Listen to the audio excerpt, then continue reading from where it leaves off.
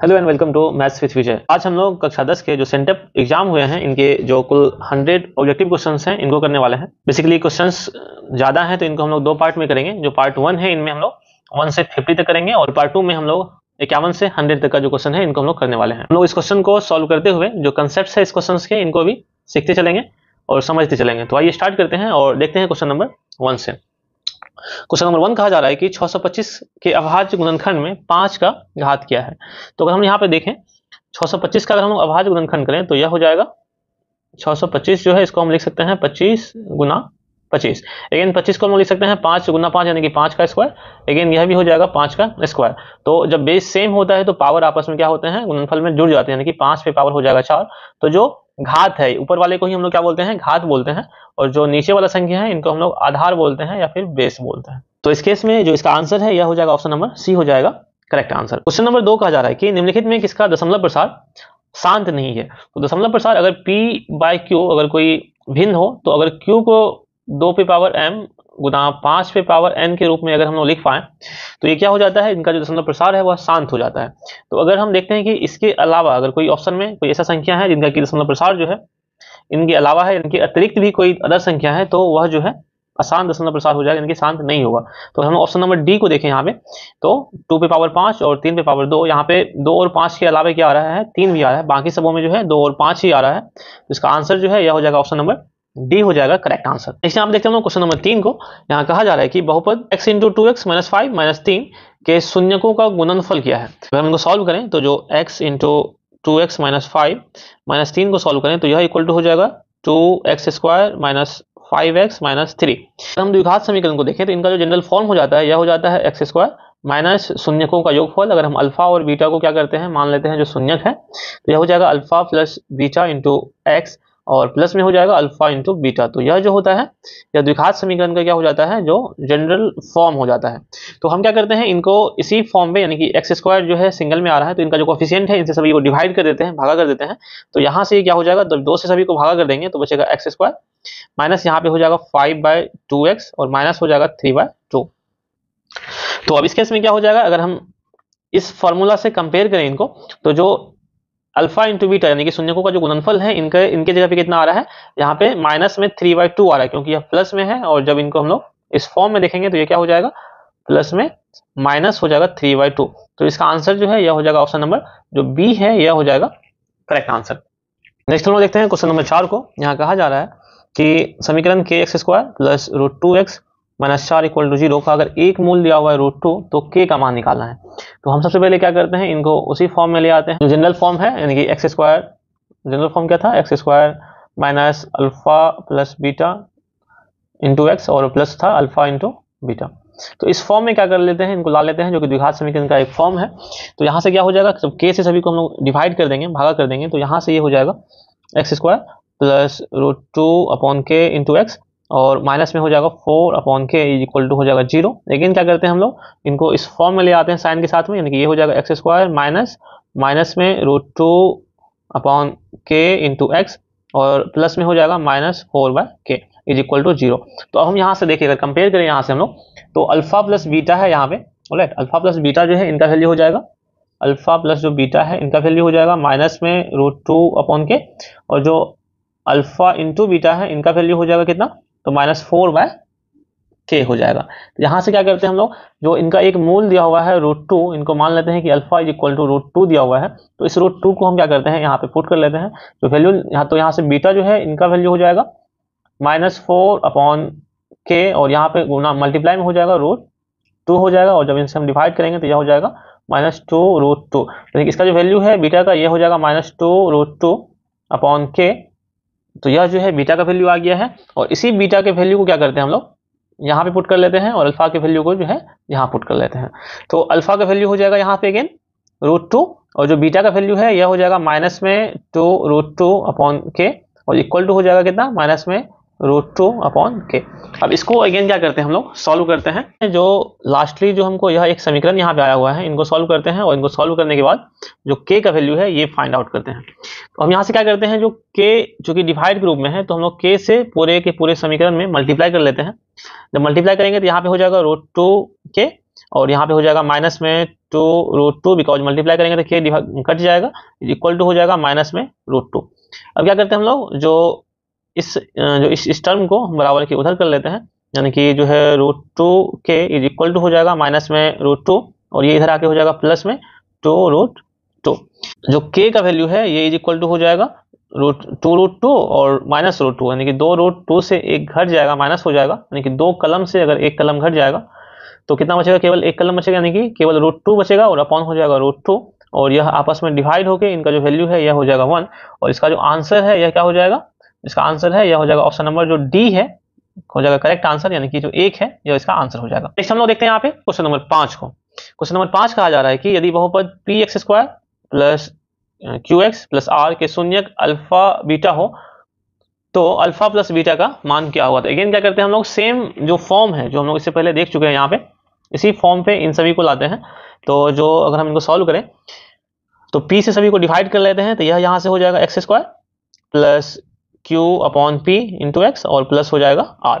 Again यहाँ से हम साइन के साथ में चूंकि इनको लिखते हैं तो यह हो जाएगा x² माइनस में यानी कि अल्फा प्लस बीटा, यानी कि माइनस में हो जाएगा माइनस q/p और इंटू हो जाएगा x और प्लस हो जाएगा यह केवल r हो जाएगा। तो अगर हम यहाँ पे देखें जो अल्फा प्लस बीटा है यही हो जाएगा अल्फा प्लस बीटा और जो यह टर्म है यह हो जाता है अल्फा इंटू बीटा। तो हमको पूछा जा रहा है कि अगर इनके शून्यक अल्फा प्लस बीटा है तो अल्फा प्लस बीटा के अल्फा और बीटा है तो अल्फा प्लस बीटा के मान क्या होंगे।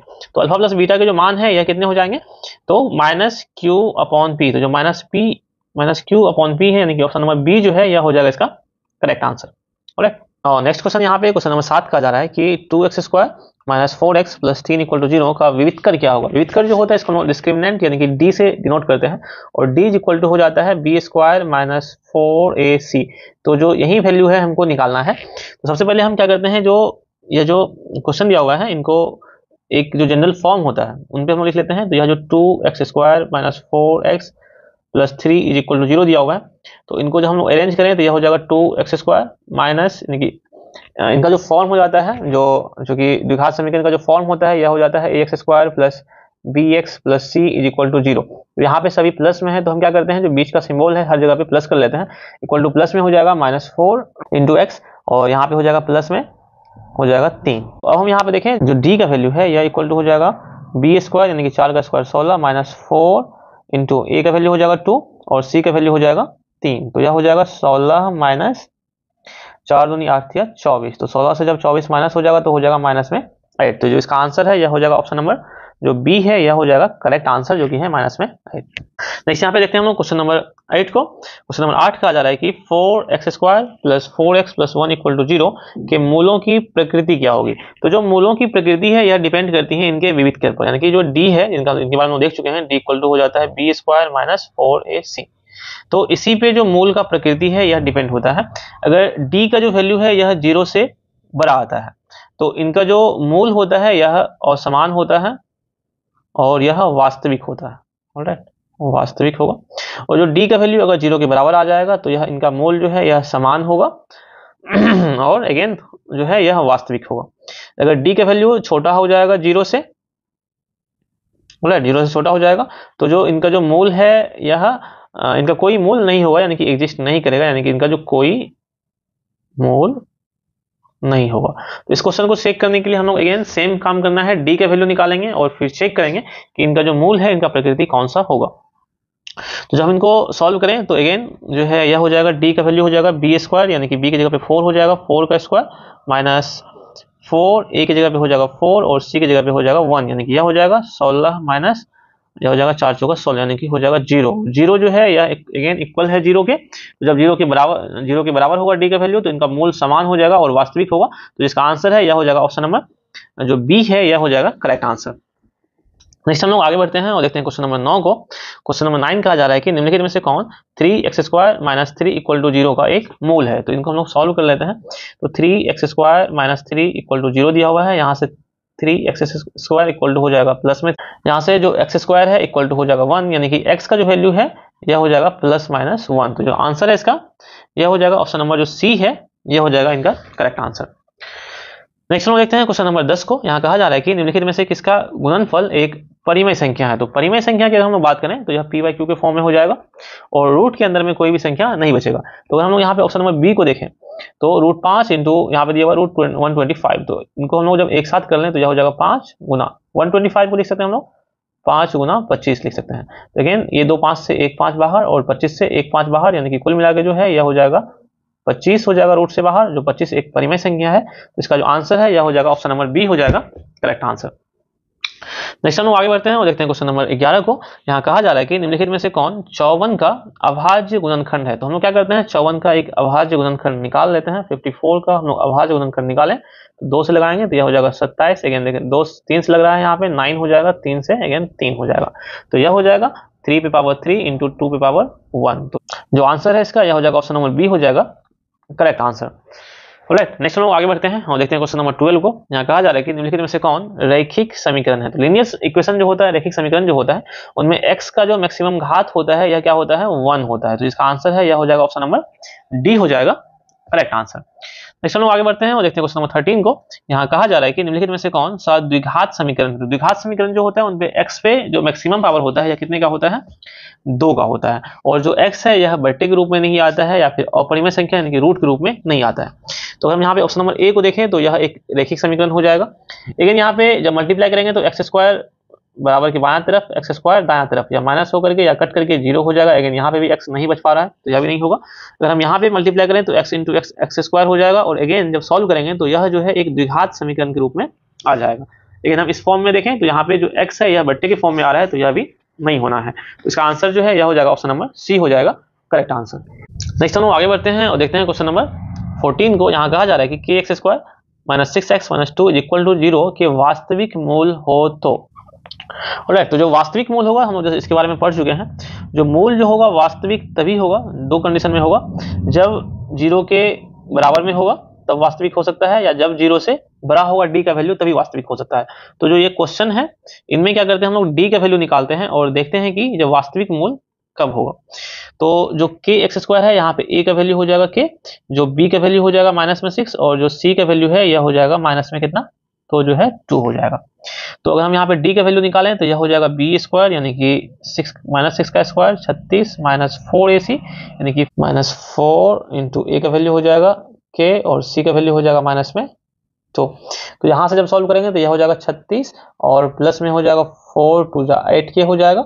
और जो डी है यह क्या होना चाहिए, या तो 0 से बड़ा होना चाहिए या इनके बराबर होना चाहिए। लेकिन ऑलराइट, तो हम यहाँ पे क्या करते हैं के का वैल्यू निकालते हैं। तो के का वैल्यू जब निकालेंगे तो यहाँ से 8 के जो है यह ग्रेटर देन इक्वल टू हो जाएगा किनके, तो जो है माइनस में 36 के। तो जो के है यहाँ से ग्रेटर देन या इक्वल टू हो जाएगा माइनस में 36 अपॉन 8। तो 4 से कट रहा है 9 हो जाएगा, 2 हो जाएगा, यानी कि माइनस 9/2। तो जो के का वैल्यू है यह बड़ा होना चाहिए या बराबर होना चाहिए किनसे, तो -9/2 से। तो इसका आंसर जो है यह हो जाएगा ऑप्शन नंबर जो सी है यह हो जाएगा करेक्ट आंसर। नेक्स्ट हम लोग आगे बढ़ते हैं और देखते हैं क्वेश्चन नंबर 15 को। यहाँ कहा जा रहा है कि यदि किसी द्विघात बहुपद के शून्यकों का योगफल -3 है और गुणनफल 2 है तो वह द्विघात बहुपद होगा। हम लोग अगेन देख चुके हैं कि इनका जो फॉर्मेट होता है यह किस प्रकार का होता है, एक्स स्क्वायर माइनस में शून्यकों का योगफल यानी कि alpha plus beta into x, और प्लस में हो जाता है शून्यकों का गुणनफल यानी कि अल्फा इंटू बीटा। तो अगर हम इस फॉर्म पे इनको फॉर्मेट पे रखें तो यह हो जाएगा एक्स स्क्वायर और माइनस में शून्यकों का जो योगफल है माइनस में 3 दिया हुआ है, तो again minus into minus multiply किए होके प्लस में हो जाएगा 3x, और जो प्लस में जो गुणनफल है 2 में दिया हुआ है यानी कि अल्फा इंटू बीटा जो है यहाँ पे 2 हो जाएगा। तो यही इसका आंसर हो जाएगा correct answer, x square plus 3x plus 2। तो x square plus 3x plus 2 जो ऑप्शन नंबर ए है यह हो जाएगा इसका करेक्ट आंसर। नेक्स्ट हम लोग क्वेश्चन नंबर 16 देखते हैं। यहाँ कहा जा रहा है कि युग्म समीकरण x plus 2y plus 3 equal to 0 और 3x plus 6y plus 9 equal to 0 का हल है। अगर हम लोग दूसरे समीकरण को लेके जो है इनको और फर्दर छोटा करें तो यह हो जाएगा x, 3 कॉमन लेके काट रहे हैं तो x, और हो जाएगा यहाँ पे प्लस 2y और प्लस यहाँ पे 3 इक्वल टू हो जाएगा 0। तो जो पहला समीकरण है और दूसरा समीकरण है दोनों एक ही जैसा दिख रहा है, तो दोनों एक ही समीकरण हो जाएंगे यानी कि एक ही यह रेखा पे होगा, सरल रेखा पे होगा। और जब यह एक ही रेखा पे होते हैं दोनों समीकरण तो इनको हम लोग बोलते हैं समपाती बोलते हैं। ऑलराइट, तो समपाती रेखा बोलते हैं, और समपाती रेखा जो होते हैं इनके क्या होते हैं, जो अनगिनत हल होते हैं। ऑलराइट, तो इनका जो आंसर है यह हो जाएगा ऑप्शन नंबर सी हो जाएगा करेक्ट आंसर। नेक्स्ट हम लोग देखते हैं क्वेश्चन नंबर 17 को। यहाँ कहा जा रहा है कि x इक्वल टू 9 का आलेख एक सरल रेखा होगा। तो x इक्वल टू 9 का आलेख हमसे पूछा जा रहा है। अगर हम यहाँ पे एक प्लेन पे अगर हम इनकी स्थिति को देखें x और y, तो x पे मान लेते हैं यहाँ पे 9 आ रहा है, तो x इक्वल टू जो 9 है, तो इन पे जो हम कोई एक रेखा खींचेंगे तो यह क्या होता है, y अक्ष के क्या हो जाता है, यह समानांतर हो जाता है, राइट, पैरेलल हो जाता है। इसका जो आंसर है यह हो जाएगा ऑप्शन नंबर बी जो है यह हो जाएगा करेक्ट आंसर।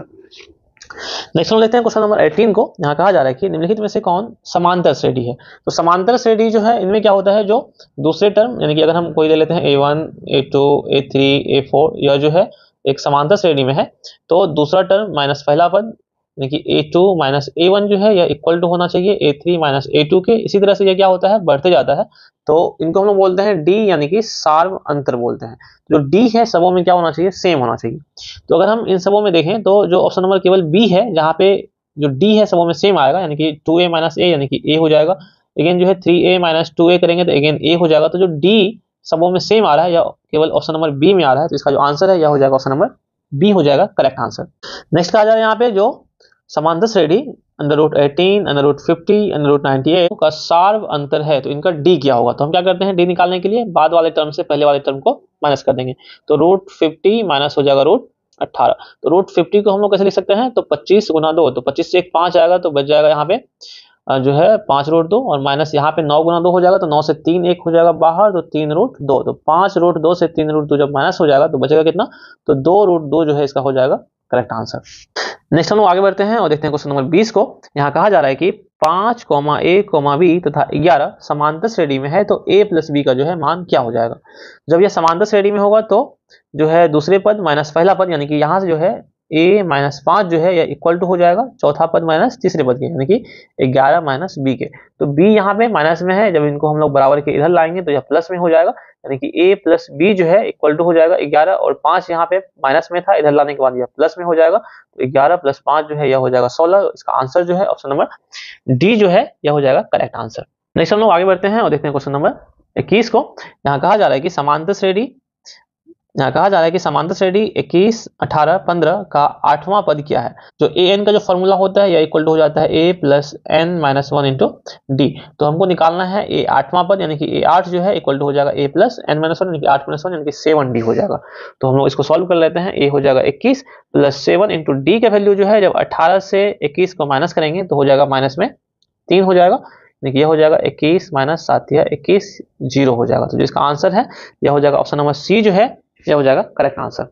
नेक्स्ट हम लोग देखते हैं क्वेश्चन नंबर 22 को। यहाँ कहा जा रहा है कि समांतर श्रेणी 2, 5, 8, 11 इनमें कौन सा पद जो है यह 26 है। तो हमसे पूछा जा रहा है कि जो यह कौन सा टर्म होगा, यानी कि मान लेते हैं यह an इक्वल टू जो है 26 आ रहा है, और an का फॉर्मूला हमको पता है कि ये क्या हो जाता है a plus n minus 1 into D हो जाता है। तो अब यहाँ पे क्या सब दिया हुआ है हमको, जो a का वैल्यू यानी कि जो यहाँ से क्या हो जाएगा a plus n minus 1 into D जो है इनका वैल्यू हो जाएगा 26। सॉल्व कर लेते हैं इनको हम लोग। a का जो वैल्यू है यह हो जाएगा 2 प्लस n माइनस 1 ऐसे ही छोड़ देते हैं, और d का वैल्यू जो है 5 से जब 2 माइनस करेंगे तो हो जाएगा 3 इक्वल टू हो जाएगा 26। अब यहाँ से इनको जब सॉल्व करें तो 26 इधर आके माइनस में हो जाएगा तो 24 हो जाएगा, और 3 से जब मल्टीप्लाई करेंगे तो यह हो जाएगा 3n माइनस हो जाएगा 3, और 26 से जब 2 माइनस होगा तो हो जाएगा यह 24। अगेन 3n जो है इक्वल टू हो जाएगा 3 इधर आकर के प्लस में हो जाएगा 24, 3 हो जाएगा 27, 3 से काटेंगे तो हो जाएगा 9 बार में, तो n का वैल्यू हो जाएगा 9, और जो आंसर है हमारा यह हो जाएगा 9वां पद इसका हो जाएगा करेक्ट आंसर। नेक्स्ट हम लोग आगे बढ़ते हैं और देखते हैं क्वेश्चन नंबर 23 को। यहाँ कहा जा रहा है कि प्रथम n विषम प्राकृत संख्याओं का योगफल क्या है। तो अगर हम प्रथम n विषम प्राकृत संख्याओं का योगफल देखें तो यह हो जाता है n स्क्वायर। तो इनको हमको याद रखना है कि इनका जो फॉर्मूला हो जाता है यह हो जाता है n स्क्वायर हो जाता है। n विषम प्राकृत संख्या प्रथम n, तो यानी कि n की जगह पे जब हम लोग 9 रखेंगे तो हो जाएगा 9 का स्क्वायर, और इसका जो आंसर है यह हो जाएगा ऑप्शन नंबर बी यानी कि 81 हो जाएगा करेक्ट आंसर। नेक्स्ट यहाँ पे क्वेश्चन नंबर 24 का आ जा रहा है कि यदि किसी समांतर श्रेणी का nवां पद यानी कि tn 2n प्लस 5 है तो t2 का वैल्यू क्या होगा। तो t2 यानी कि n की जगह पे क्या यहाँ पे दिया हुआ है 2 दिया हुआ है, तो हम लोग क्या करेंगे जो n जहाँ पे है इसमें यहाँ पे हम लोग 2 रखेंगे। तो अगर 2 जब रखें यहाँ पे तो हो जाएगा 2 गुना 2 हो जाएगा 4 प्लस 5 यानी कि हो जाएगा 9, और जो ऑप्शन नंबर सी है यह हो जाएगा करेक्ट आंसर। नेक्स्ट यहाँ पे क्वेश्चन नंबर 25 का आ जा रहा है कि यदि किसी द्विघात बहुपद px equal to x square plus a plus 1 into x plus b के शून्यक माइनस में 2 और 3 है, तो इनके जो है a और b के मान क्या होंगे। इनके जो शून्यक दिए हुए मान लेते हैं यह शून्यक अल्फा है और यह शून्यक जो है बीटा है। हम इसको क्या करते हैं, उस फॉर्मेट में ले आते हैं जो कि द्विघात समीकरण का होता है, जनरल फॉर्म, जो हो जाएगा एक्स स्क्वायर और माइनस अल्फा प्लस बीटा हो जाता है। यानी कि हम माइनस में क्या करते हैं यहाँ पे, क्योंकि अगेन जो ये प्लस में दिया हुआ है तो हम माइनस को उस फॉर्म में लिखने के लिए माइनस लाना होगा यहाँ पे हमको। तो माइनस में हो जाएगा a प्लस 1 और जो है प्लस में हो जाएगा b। तो अब हम यहाँ पे देखें तो जो a प्लस 1 है या माइनस में, यह हो जाएगा अल्फा प्लस बीटा का मान। देखिए जो है शून्य इनके दोनों दिए हुए हैं, यानी कि अल्फा प्लस बीटा का जो है यह वैल्यू हो जाएगा, यानी कि माइनस a माइनस 1 जो है इक्वल टू हो जाएगा अल्फा प्लस बीटा, यानी कि माइनस 2 और प्लस 3। तो यहाँ से जो है यह हो जाएगा minus a is equal to 3 और 2 प्लस में हो जाएगा 1 और यह 1 आके इधर अगेन प्लस में हो जाएगा 1, यानी कि जो a का वैल्यू है यह हो जाएगा माइनस में 2। तो एक जो है वैल्यू हमको निकल गया है किनका a का। अब निकालना है हमको किनका, तो b का। तो जो b है बीटा है, यह क्या हो जाता है alpha into beta, right. Alpha into beta जो है इनका वैल्यू दिया हुआ है b, जो अल्फा और बीटा का देखिए यहाँ पे माइनस 2 और 3, तो माइनस 2 गुना 3 इनका वैल्यू हो जाएगा b, यानी कि माइनस में 6 हो जाएगा b का आंसर। तो a हो जाएगा कितना माइनस 2 और b हो जाएगा माइनस में 6। तो जो आंसर है यह हो जाएगा माइनस 2 और माइनस 6, यानी कि ऑप्शन नंबर डी जो है यह हो जाएगा इसका करेक्ट आंसर। नेक्स्ट हम लोग आगे बढ़ते हैं और देखते हैं क्वेश्चन नंबर 26 को। यहाँ कहा जा रहा है कि बहुपद px का एक शून्यक 2 है, तो निम्नलिखित में से कौन px का एक गुणनखंड होगा। जैसे ही अगर किसी भी बहुपद का कोई एक शून्यक पता हो, यानी कि अगर x इक्वल टू 2 इनका एक शून्यक हो रहा है, तो जब इनको हम लोग सॉल्व करेंगे तो x माइनस 2 इक्वल टू क्या हो जाएगा 0। तो इसका एक गुणनखंड जो है यह क्या हो जाएगा x माइनस 2 हो जाएगा। तो हमको याद रखना है कि अगर कहीं पे भी किसी वैल्यू पे अगर 0 हो रहा है तो उस वैल्यू को हम x से माइनस कर लेंगे, वही इनका एक गुणनखंड हो जाएगा। तो इसका आंसर जो है यह हो जाएगा ऑप्शन नंबर बी जो है यह हो जाएगा करेक्ट आंसर।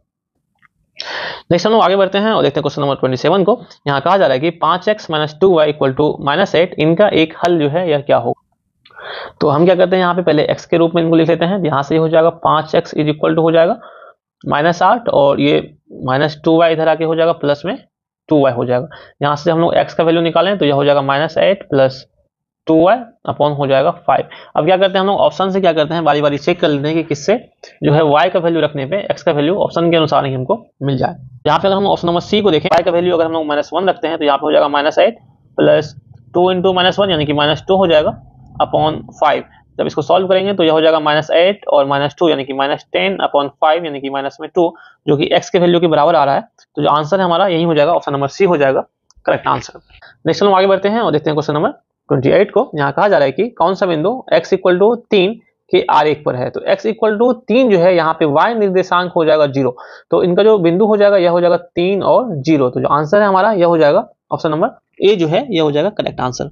अगला क्वेश्चन 29 कहा जा रहा है कि समांतर श्रेणी 2 7 12 17 के लिए a30 माइनस a20 का वैल्यू जो है यह क्या होगा। तो a30 जो है यह इक्वल टू हो जाएगा कितना, तो a30 इक्वल टू हो जाएगा a प्लस 29d यानी कि n-1 यानी कि 30 का वैल्यू मतलब हो गया जो 29 माइनस 1 यानी कि 29t, और a 20 का वैल्यू हो जाएगा कितना a प्लस 19t।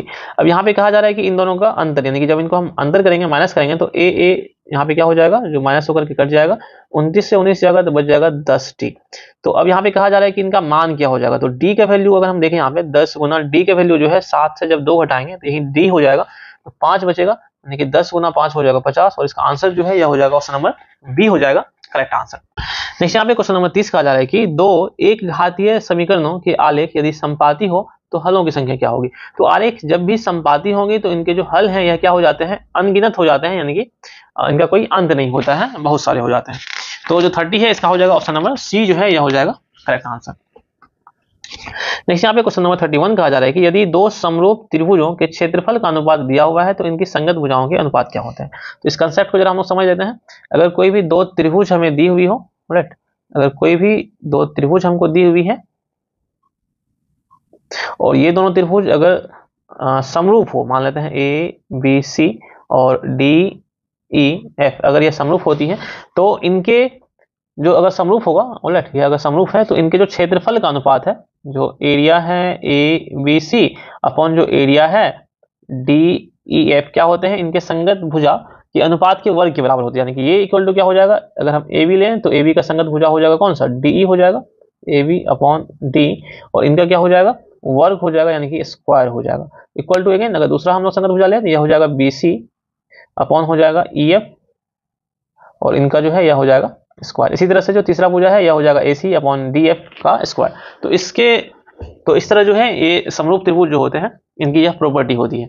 तो अब हम यहाँ पे देखते हैं क्वेश्चन को। यहाँ पे क्वेश्चन में कहा जा रहा है कि जो इनके संगत भुजाओं के अनुपात क्या हो जाएंगे। तो संगत भुजा जो है यह क्या हो जाएंगे, इनके जो एरिया है इनके वर्गमूल के बराबर होंगे, यानी कि 196 जो है इनका वर्गमूल हो जाएगा कितना, 14 हो जाएगा, और जो है इनका वर्गमूल जो है यह हो जाएगा 13, यानी कि 14:13 के जो है यह हो जाएंगे बराबर। राइट, नेक्स्ट हम लोग आगे बढ़ते हैं और देखते हैं क्वेश्चन नंबर 32 को। 32 में कहा जा रहा है कि tan स्क्वायर 30 डिग्री का जो है वैल्यू यह क्या हो जाएगा। क्योंकि हमको पता है कि tan 30 का वैल्यू जो है यह हो जाता है 1/√2। तो जब इनका स्क्वायर करेंगे तो tan, हमको याद रखना है कि जो tan थीटा का जो स्क्वायर करेंगे तो यही हो जाएगा tan स्क्वायर थीटा। तो ध्यान रखना है कि tan स्क्वायर का मतलब हो जाएगा इनका होल स्क्वायर। तो जब हम, जो कि सॉरी यहाँ पे हो जाएगा √3, जब हम इनका स्क्वायर करेंगे तो यह यहाँ से हो जाएगा 1/3 हो जाएगा। तो इसका आंसर है यह हो जाएगा ऑप्शन नंबर बी जो है हो जाएगा करेक्ट आंसर। नेक्स्ट यहाँ पे क्वेश्चन नंबर 33 कहा जा रहा है कि दो समरूप त्रिभुजों की संगत भुजाएं क्रमशः 4:9 में है, तो इस त्रिभुज के क्षेत्रफल का अनुपात क्या हो जाएगा। हम लोग देख चुके हैं यहाँ पे कि जब दो त्रिभुज समरूप होते हैं तो जो क्षेत्रफल के अनुपात है यह उनके जो संगत भुजा के वर्ग के अनुपात के बराबर होते हैं। तो यहाँ पे चूंकि इनकी भुजाएं दी हुई है 4 और 9, तो इनके भुजा के वर्ग के अनुपात के बराबर हो जाएगा, यानी कि यह हो जाएगा 4 का स्क्वायर 16 और 9 का स्क्वायर हो जाएगा 81। तो आंसर इसका जो है यह हो जाएगा 16:81 में जो है इनका हो जाएगा। अगला क्वेश्चन यहाँ पे 34 में कहा जा रहा है कि दो समरूप त्रिभुज के क्षेत्रफलों का अनुपात दिया हुआ है 16:25, तो संगत ऊंचाइयों का अनुपात जो है यहाँ पे क्या हो। अगेन जो है यहाँ पे चूंकि क्षेत्रफल का अनुपात दिया हुआ है तो संगत ऊंचाई जो है यह भी इनका एक जो भुजा की तरह ही काम करेगा। तो इनका जो है संगत ऊंचाई जो है इनके वर्गमूल के बराबर हो जाएगा, यानी कि 4 के स्क्वायर, यानी कि यह 4 हो जाएगा, अनुपात यह 5 का स्क्वायर, यानी कि 5 हो जाएगा। तो जिसका आंसर है यह हो जाएगा 4:5 जो है हो जाएगा करेक्ट आंसर। नेक्स्ट यहाँ पे क्वेश्चन नंबर 35 का आ जा रहा है कि सेक स्क्वायर 45 डिग्री और कोसेक स्क्वायर 45 डिग्री का जो वैल्यू है यह क्या हो जाएगा। तो सेक 45 का वैल्यू हो जाता है √2 और सेक स्क्वायर थीटा का मतलब हो गया कि √2 का होल स्क्वायर। लेकिन यहाँ पे कोसेक का भी वैल्यू जो है 45 में हो जाता है √2 इनका स्क्वायर। तो दोनों का वैल्यू यहाँ पे हो जाएगा 2 + 2, यानी कि जो 4 है यह हो जाएगा करेक्ट आंसर। क्वेश्चन नंबर 36 का आ जा रहा है कि त्रिभुज PQR और त्रिभुज XYZ, इनमें PQ/XY इक्वल टू दिया हुआ है PR/XZ, तो ये दोनों त्रिभुज समरूप होंगे यदि। अब हमको यहाँ पे ध्यान क्या रखना है, जो दो त्रिभुज है इनका हम लोग फिगर बना के देखते हैं। और जो दूसरा त्रिभुज है यह है XY और Z, तो इनका हम लोग नाम ले लेते हैं, यह है PQ और R, और दूसरा जो है यह है XY और Z। तो हम यहाँ पे देखें जब दोनों त्रिभुज समरूप हैं तो इनके जो संगत भुजाएं हैं इनके अनुपात क्या हो जाते हैं, या जो है समान होंगे, यानी कि PQ PQ अपॉन XY यानी कि संगत भुजा हो गया, लेकिन PR यानी कि PR अपॉन XZ हो जाएगा, संगत भुजा हो जाएगा। तो इसी प्रकार से यह बराबर हो जाएगा। तो इसी प्रकार से हमसे पूछा जा रहा है कि इनके जो एंगल्स में क्या जो है समानताएं होंगी या किस प्रकार से वह समान होंगे। तो इनके जो संगत कोण है यह भी समान हो जाएंगे, यानी कि P जो है यह बराबर हो जाएगा किनके, X के। अगर कहीं पे दिया हुआ है कोण P इक्वल टू कोण X तो यह हो जाएगा सही। दूसरा देख कोण Q जो है यह बराबर हो जाएगा कोण Y के। तो Q जो है यहाँ दिया हुआ है कोण Z के, तो यह होना है नहीं, राइट, यह तो होगा नहीं। नेक्स्ट यहाँ पे कोण R जो है यह बराबर हो जाएगा Z के, तो कोण R जो है यह हो जाएगा बराबर Z के, तो यह भी हो जाएगा आंसर। यानी कि यहाँ पे कुछ मिसप्रिंट हो गया है। इसका जो आंसर है यह ऑप्शन नंबर दोनों हो जाएगा, A और C दोनों हो जाएगा इनका करेक्ट आंसर। राइट, नेक्स्ट हम लोग आगे बढ़ते हैं और देखते हैं क्वेश्चन नंबर 37 को। यहाँ कहा जा रहा है कि दो समरूप त्रिभुजों ABC और PQR के परिमाप क्रमशः दिए हुए हैं, तो इसमें एक भुजा का लंबाई दिया हुआ है, तो AB किसके बराबर होगा। तो हमको ध्यान रखना है कि अगर कोई भी दो त्रिभुज समरूप हैं, राइट, अगर कोई भी दो त्रिभुज समरूप हैं तो इनके परिमाप का अनुपात जो होता है, इनके पैरामीटर जो होता है, परिमाप जो हो जाएगा ABC, और जो दूसरा परिमाप जो है दूसरा PQR, यह क्या हो जाते हैं, इनके संगत भुजा के अनुपात के बराबर हो जाते हैं, राइट, यानी कि यह हो जाएगा AB अपॉन जो हो जाएगा यह PQ हो जाएगा। इसी तरह से अगेन जो है BC अपॉन हो जाएगा QR। तो हमको क्या रखना है ध्यान, हमेशा जो अगर त्रिभुज संगत आ रहे हैं तो इनके परिमाप के जो अनुपात हैं यह क्या हो जाएंगे, भुजाओं, उनके संगत भुजाओं के केवल अनुपात के बराबर होंगे। और यही चीज हम लोग देखे थे जो क्षेत्रफल वाले सेक्शन में, अगर क्षेत्रफल का अनुपात जो होता है, अगर त्रिभुज समरूप होते हैं तो क्षेत्रफल के अनुपात जो होते हैं यह भुजाओं के अनुपात के वर्ग के बराबर होता है। तो यहाँ पे वर्ग नहीं होना है, क्या है कि परिमाप दिया हुआ है, तो केवल इनके अनुपात के बराबर होगा। तो अब हम इनको सॉल्व करते हैं। जो परिमाप दिया हुआ है यहाँ पे 36/24 दिया हुआ है, इज इक्वल टू हो जाएगा जो पहला जो त्रिभुज है ABC वाला है, तो ABC में यहाँ पे इनका वैल्यू नहीं दिया हुआ है, AB का वैल्यू हमको निकालना है, तो यह ऊपर आ जाएगा। और PQ जो दूसरा त्रिभुज है PQR का, इनका दिया हुआ है 10। इनको जब सॉल्व कर लेंगे हम लोग तो यह हो जाएगा 8 शून्य के 4 से 4 6 के 24 4 9 36। तो यह जो है ए बी का जो वैल्यू है यह इक्वल टू हो जाएगा 3 3 9 3 दूनी 6 हो जाएगा, यानी कि हो जाएगा 10 3 30 30 बट्टे 2 5 10, यानी कि यह हो जाएगा कितना, तो ए बी का वैल्यू जो है यह हो जाएगा 5 गुना 3 हो जाएगा। देखिए 5 गुना 3 जो है 15 के बराबर हो जाएगा। इसका आंसर है यह हो जाएगा ऑप्शन नंबर बी जो है हो जाएगा करेक्ट आंसर। नेक्स्ट हम लोग आगे बढ़ते हैं और देखते हैं क्वेश्चन नंबर 38 को। यहाँ कहा जा रहा है कि यदि त्रिभुज ABC समरूप है त्रिभुज PQR के, राइट, जब ये दोनों समरूप होंगे, उनको क्या ध्यान रखनी है, अगर यह दोनों समरूप आ रहे हैं तो जो कोण A है यह बराबर हो जाएगा कोण P के, संगत कोण हो जाएगा। कोण B जो है यह बराबर हो जाएगा कोण Q के, संगत कोण हो जाएगा। एंड अगेन जो कोण C है यह बराबर हो जाएगा किसके, तो कोण R के बराबर हो जाएगा। तो यह सब इनके संगत कोण हो जाएंगे, यानी कि कोण A बराबर कोण P, कोण B बराबर कोण Q और कोण C इज इक्वल टू कोण R। तो यह बहुत ही एक जो है महत्वपूर्ण जो कंसेप्ट है, इनको हमको ध्यान में रखना है। अब हम क्या करते हैं, क्वेश्चन को सॉल्व करते हैं। यहाँ पे दिया हुआ है कोण A का वैल्यू दिया हुआ है 47, राइट, पता है, या 47 डिग्री दिया हुआ है। कोण R जो है यहाँ पे आ रहा है, इनका वैल्यू दिया हुआ है 73 डिग्री। तो कोण B पूछा जा रहा है, हमको यह निकालना है। तो हमको पता है कि त्रिभुज के तीनों कोणों का योगफल हो जाता है कितने, 180 के बराबर हो जाता है। तो इन दोनों को जोड़ के हम लोग 180 से माइनस कर लेंगे, तो 180 माइनस हो जाएगा 7 3 10 का 0 और 7 4 11 1 12 120, यानी कि हो जाएगा 60 डिग्री। तो जो इसका आंसर है यह हो जाएगा ऑप्शन नंबर जो बी है, यह हो जाएगा करेक्ट आंसर। नेक्स्ट क्वेश्चन यहाँ पे 39 दिया हुआ है कि त्रिभुज ABC जो है यह समरूप है त्रिभुज PQR के और 2AB जो है यहाँ पे PQ के बराबर है। तो अब यहाँ पे हमको ध्यान रखनी है, इससे पहले हम देखे थे यहाँ पे जो संगत कोण इनके बराबर हो रहे थे, तो इनके संगत भुजा जो है यह हो जाते हैं अनुपात में।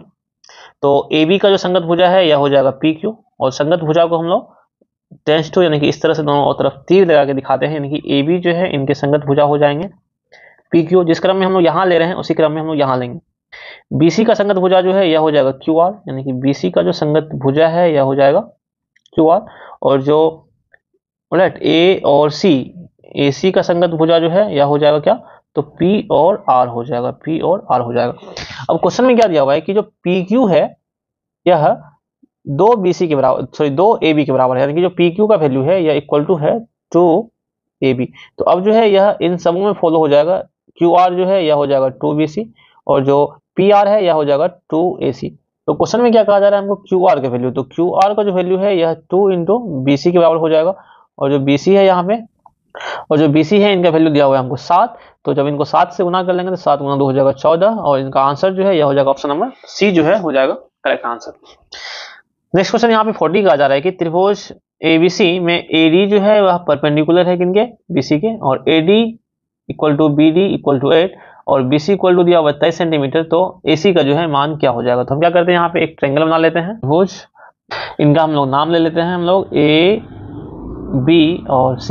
अब यहाँ पे क्वेश्चन में क्या कहा जा रहा है, जो AD है यह BC पे परपेंडिकुलर है, यानी कि A से एक कोई लाइन है जो कि इस BC पे 90 का एंगल बना रहा है, और यहाँ पे है D। अब क्वेश्चन में क्या कहा जा रहा है कि जो BD है, राइट, BD जो है यह 8 के बराबर है और यह बराबर है किनके, तो जो AD के भी बराबर है, तो AD जो है इनके भी बराबर आ रहा है। फिगर में भले ही ना लग रहा हो या ड्रॉ किया गया है, लेकिन हम लोग मान के चलेंगे कि यह बराबर है। BC का वैल्यू दिया हुआ है 23, तो जो BC है ये पूरा का पूरा दिया हुआ है वैल्यू 23, तो 23 से जब 8 घटाएंगे तो DC का जो वैल्यू है यह आ जाएगा 23 15 8 23, तो 15 आ जाएगा। निकालना है हमको, पूछा जा रहा है कि AC का वैल्यू क्या होगा, तो AC का वैल्यू यानी कि यह इस अगर त्रिभुज में देखें तो यहाँ पे क्या हो जाएगा, कर्ण हो जाएगा, और कर्ण का जो वैल्यू है यह हो जाएगा अंडर रूट लंब स्क्वायर प्लस आधार स्क्वायर, यानी कि 8 का स्क्वायर 64 प्लस 15 का स्क्वायर 225। जब इनको लोग सॉल्व करेंगे तो यह हो जाएगा 289 हो जाएगा, और 289 जो है इक्वल टू हो जाएगा 17 के, और इसका जो आंसर है यह हो जाएगा ऑप्शन नंबर जो C है, यह हो जाएगा करेक्ट आंसर। नेक्स्ट यहाँ पे क्वेश्चन नंबर 41 कहा जा रहा है कि cosec square x minus cot square x. तो हमको याद रखना है यह एक फॉर्मूला हो गया, cosec square theta minus cot square theta, यह इक्वल टू हो जाता है किनके बराबर, तो 1 के बराबर हो जाता है। नेक्स्ट क्वेश्चन यहाँ पे कहा जा रहा है कि किसी वृत्त की परिधि उसके व्यास से 12 सेंटीमीटर अधिक है तो वृत्त की त्रिज्या क्या है। तो इस क्वेश्चन के अनुसार हम लोग देख रहे हैं जो परिधि होता है यह हो जाता है 2πr। अब कहा जा रहा है कि इनके परिधि से जो इसका व्यास है, व्यास का मतलब हो गया 2r, यह जो है 12 अधिक है, यानी कि यह क्या हो जाएगा, प्लस में 12 हो जाएगा, तो यह जो है 2πr की हो जाएगा बराबर। तो नेक्स्ट अगर हम जब इनको सॉल्व करें तो यह हो जाएगा 2 इंटू 22/7r, और यह 2r को भी हम लोग माइनस इधर कर लेते हैं, तो minus 2r/1 is equal to हो जाएगा 12। अब यहाँ से क्या करते हैं, दो कॉमन लेकर के काट लेते हैं। यहाँ से क्या हो जाएगा 22/7r minus minus r by 1 is equal to हो जाएगा 6। जब इनको अगर हम सॉल्व करें तो 7 और 1 इनका जो एलसीएम है यह हो जाएगा 7। तो अगेन यहाँ पे हो जाएगा 22r माइनस एक को 7 और बढ़ेंगे, यहाँ पे हो जाएगा 7r इक्वल टू हो जाएगा 6। तो 22 से जब 7 माइनस हो जाएगा तो यह हो जाएगा 15r इक्वल टू 7 इधर आके हो जाएगा गुना में, यानी कि 6 7 6 42। तो r का वैल्यू हो जाएगा 42/15 और 42/15 जो है 15 दूनी 30 और 15 यानी कि 2 पॉइंट हो जाएगा 8। तो इसका आंसर जो है यह हो जाएगा ऑप्शन नंबर जो सी है, यह हो जाएगा करेक्ट आंसर। नेक्स्ट क्वेश्चन यहाँ पे कहा जा रहा है कि दो वृत्तों के क्षेत्रफलों का अंतर दिया हुआ है, उनकी परिधियों का अंतर दिया हुआ है, तो इनकी त्रिज्याओं का निकालना है हमको योगफल। तो हम लोग इसको क्या करते हैं, जो पहले वृत्त है इनको हम लोग मान लेते हैं त्रिज्या r1 है, यह हो जाएगा पाई r1 का स्क्वायर और माइनस पाई r2 का स्क्वायर इक्वल टू दिया हुआ है 120। यहाँ से जब सॉल्व करेंगे तो पाई ले लेते हैं हम लोग कॉमन, तो बच जाएगा r1 का स्क्वायर माइनस r2 का स्क्वायर इक्वल टू हो जाएगा 120। अब यहाँ से 1 का स्क्वायर माइनस r2 का स्क्वायर इक्वल टू हो जाएगा 120/पाई। तो जो पहला चीज है यहाँ पे हमको यह निकल गया है, दोनों का स्क्वायर करके। अब क्या करते हैं यहाँ पे हम लोग जो दूसरा चीज दिया हुआ है परिधियों का अंतर, इनको सॉल्व करते हैं। तो परिधि इनका हो जाता है 2 pi r1 minus 2 pi r2 equal to हो जाएगा कितना 20 हो जाएगा। यहाँ से 2 पाई हो जाएगा कॉमन, तो बचेगा r1 minus r2 equal to हो जाएगा 20, 2 से काट लेते हैं 10 हो जाएगा। यानी कि जो r1 माइनस r2 है r2 यह इक्वल टू हो जाएगा कितना 10 हो जाएगा। तो यहाँ पे दूसरी चीजें जो है यहाँ पे हमको r1 माइनस r2 का वैल्यू आ गया है। अब हमको क्या करना है, यहाँ पे एक फॉर्मूला ध्यान रखना है अलजेब्रा का, ये है a plus b into a minus b is equal to हो जाता है a square minus b square. अगर हम यहाँ पे देखें तो a square minus b square a minus b और a प्लस बी का हम लोग वैल्यू यहाँ पे निकाल सकते हैं, यानी कि r1 प्लस r2 इंटू यहाँ पे हो जाएगा r1 minus r2 is equal to हो जाएगा r1 का स्क्वायर माइनस r2 का स्क्वायर। इसी पे क्या करेंगे हम इनको रखेंगे। तो r1 प्लस r2 चाहिए हमको, क्वेश्चन में कहा जा रहा है कि हमको इनका जो योगफल चाहिए। तो नेक्स्ट यहाँ से जो r1 प्लस r2 है इनका वैल्यू जो है ये गुना में है, इधर आके भागा में हो जाएगा, यानी कि यह हो जाएगा 120/पाई और भागा हो जाएगा कितना 10 बट्टे जो है इनका वैल्यू हो जाएगा यहाँ पे पाई में हो जाएगा 10 जो है पाई हो जाएगा। जब इनको सॉल्व करेंगे हम लोग तो पास वाले को पास से गुना और दूर वाले को दूर से गुना, तो पाई पाई यहाँ पे हो जाएगा कैंसिल, बच जाएगा 120/10 यानी कि 120/10 यानी कि हो जाएगा कितना तो 12 हो जाएगा। तो इसका आंसर है यह हो जाएगा ऑप्शन नंबर जो सी है, यह हो जाएगा करेक्ट आंसर। राइट, नेक्स्ट हम लोग देखते हैं क्वेश्चन नंबर 44 को। यहाँ कहा जा रहा है कि बिंदु 4P और 10 के बीच की दूरी 5 है, तो P का मान निकालना है। तो हमको पता है कि निर्देशांक ज्यामिति में जो डिस्टेंस होता है दूरी निकालने के लिए under root x2 minus x1 यानी कि 1 माइनस 4 माइनस 3 का square plus y2 minus y1 यानी कि माइनस p का स्क्वायर, और इनका वैल्यू दिया हुआ है कितना तो 5 दिया हुआ है। जब इनको हम लोग सॉल्व करेंगे तो यह हो जाएगा स्क्वायर कर लेते हैं हम लोग, तो यह हो जाएगा 9 plus p square equal to हो जाएगा 25। तो p का मान जो है 25 माइनस 9 हो जाएगा 16 और अंडर रूट हो जाएगा 16 यानी कि 4 के बराबर होगा। तो इसका आंसर है 4 बोले या फिर प्लस माइनस 4 बोले, तो इसका आंसर जो है यह हो जाएगा ऑप्शन नंबर ए जो है यह हो जाएगा करेक्ट आंसर। नेक्स्ट यहाँ पे हो जाएगा क्वेश्चन नंबर 45। दो वृत्तों के क्षेत्रफलों का अनुपात 25:49 है, तो इनकी त्रिज्याओं का अनुपात क्या होगा। तो जब दो जो वृत्त का क्षेत्रफल दिया हुआ हो, अगर मान लेते हैं r1 और r2, तो हो जाएगा पाई r1 का स्क्वायर अपॉन पाई r2 का स्क्वायर इक्वल टू 25 को ले सकते हम लोग 5 का स्क्वायर और 49 को ले सकते हम लोग 7 का स्क्वायर। तो पाई पाई कैंसिल हो जाएगा, r1 का स्क्वायर यानी कि 5 का स्क्वायर यानी कि r1 जो है इनका वैल्यू हो जाएगा 5 और r2 का वैल्यू हो जाएगा 7। तो बोल रहे हैं यहाँ पे इनकी त्रिज्याओं का अनुपात क्या होगा, तो यह हो जाएगा 5:7 हो जाएगा जी करेक्ट आंसर। नेक्स्ट यहाँ पे क्वेश्चन नंबर 46 कहा जा रहा है कि 5 सेंटीमीटर त्रिज्या वाले एक वृत्त के बिंदु P से 12 सेंटीमीटर लंबी स्पर्श रेखा PT खींची जाती है। यदि O वृत्त का केंद्र है तो OT की लंबाई क्या होगी। इसको हम क्या करते हैं एक फिगर के माध्यम से बनाते हैं। एक हम लोग ले लेते हैं पहले वृत्त, राइट, वृत्त का जो यह केंद्र है यह O है। अब यहाँ पे क्वेश्चन में यह कहा जा रहा है वृत्त के बिंदु P, यानी कि हम मान लेते हैं यहाँ पे कोई एक बिंदु जो है यह P है, यहाँ से 12 सेंटीमीटर दूरी पे डिस्टेंस पे मान लेते यह जो है T है, तो 12 सेंटीमीटर का डिस्टेंस यानी कि यह 12 हो जाएगा। यहाँ से क्या किया जाता है एक स्पर्श रेखा खींचा जाता है PT, और यदि O वृत्त का केंद्र है तो OT का लंबाई क्या हो जाएगा, यानी कि यह जो लंबाई है यह हमको निकालना है कि क्या होगा। और जो इसका त्रिज्या दिया हुआ है 5, यानी कि इनको हम जब मिलाएंगे तो यह इनका त्रिज्या हो जाएगा 5 के बराबर।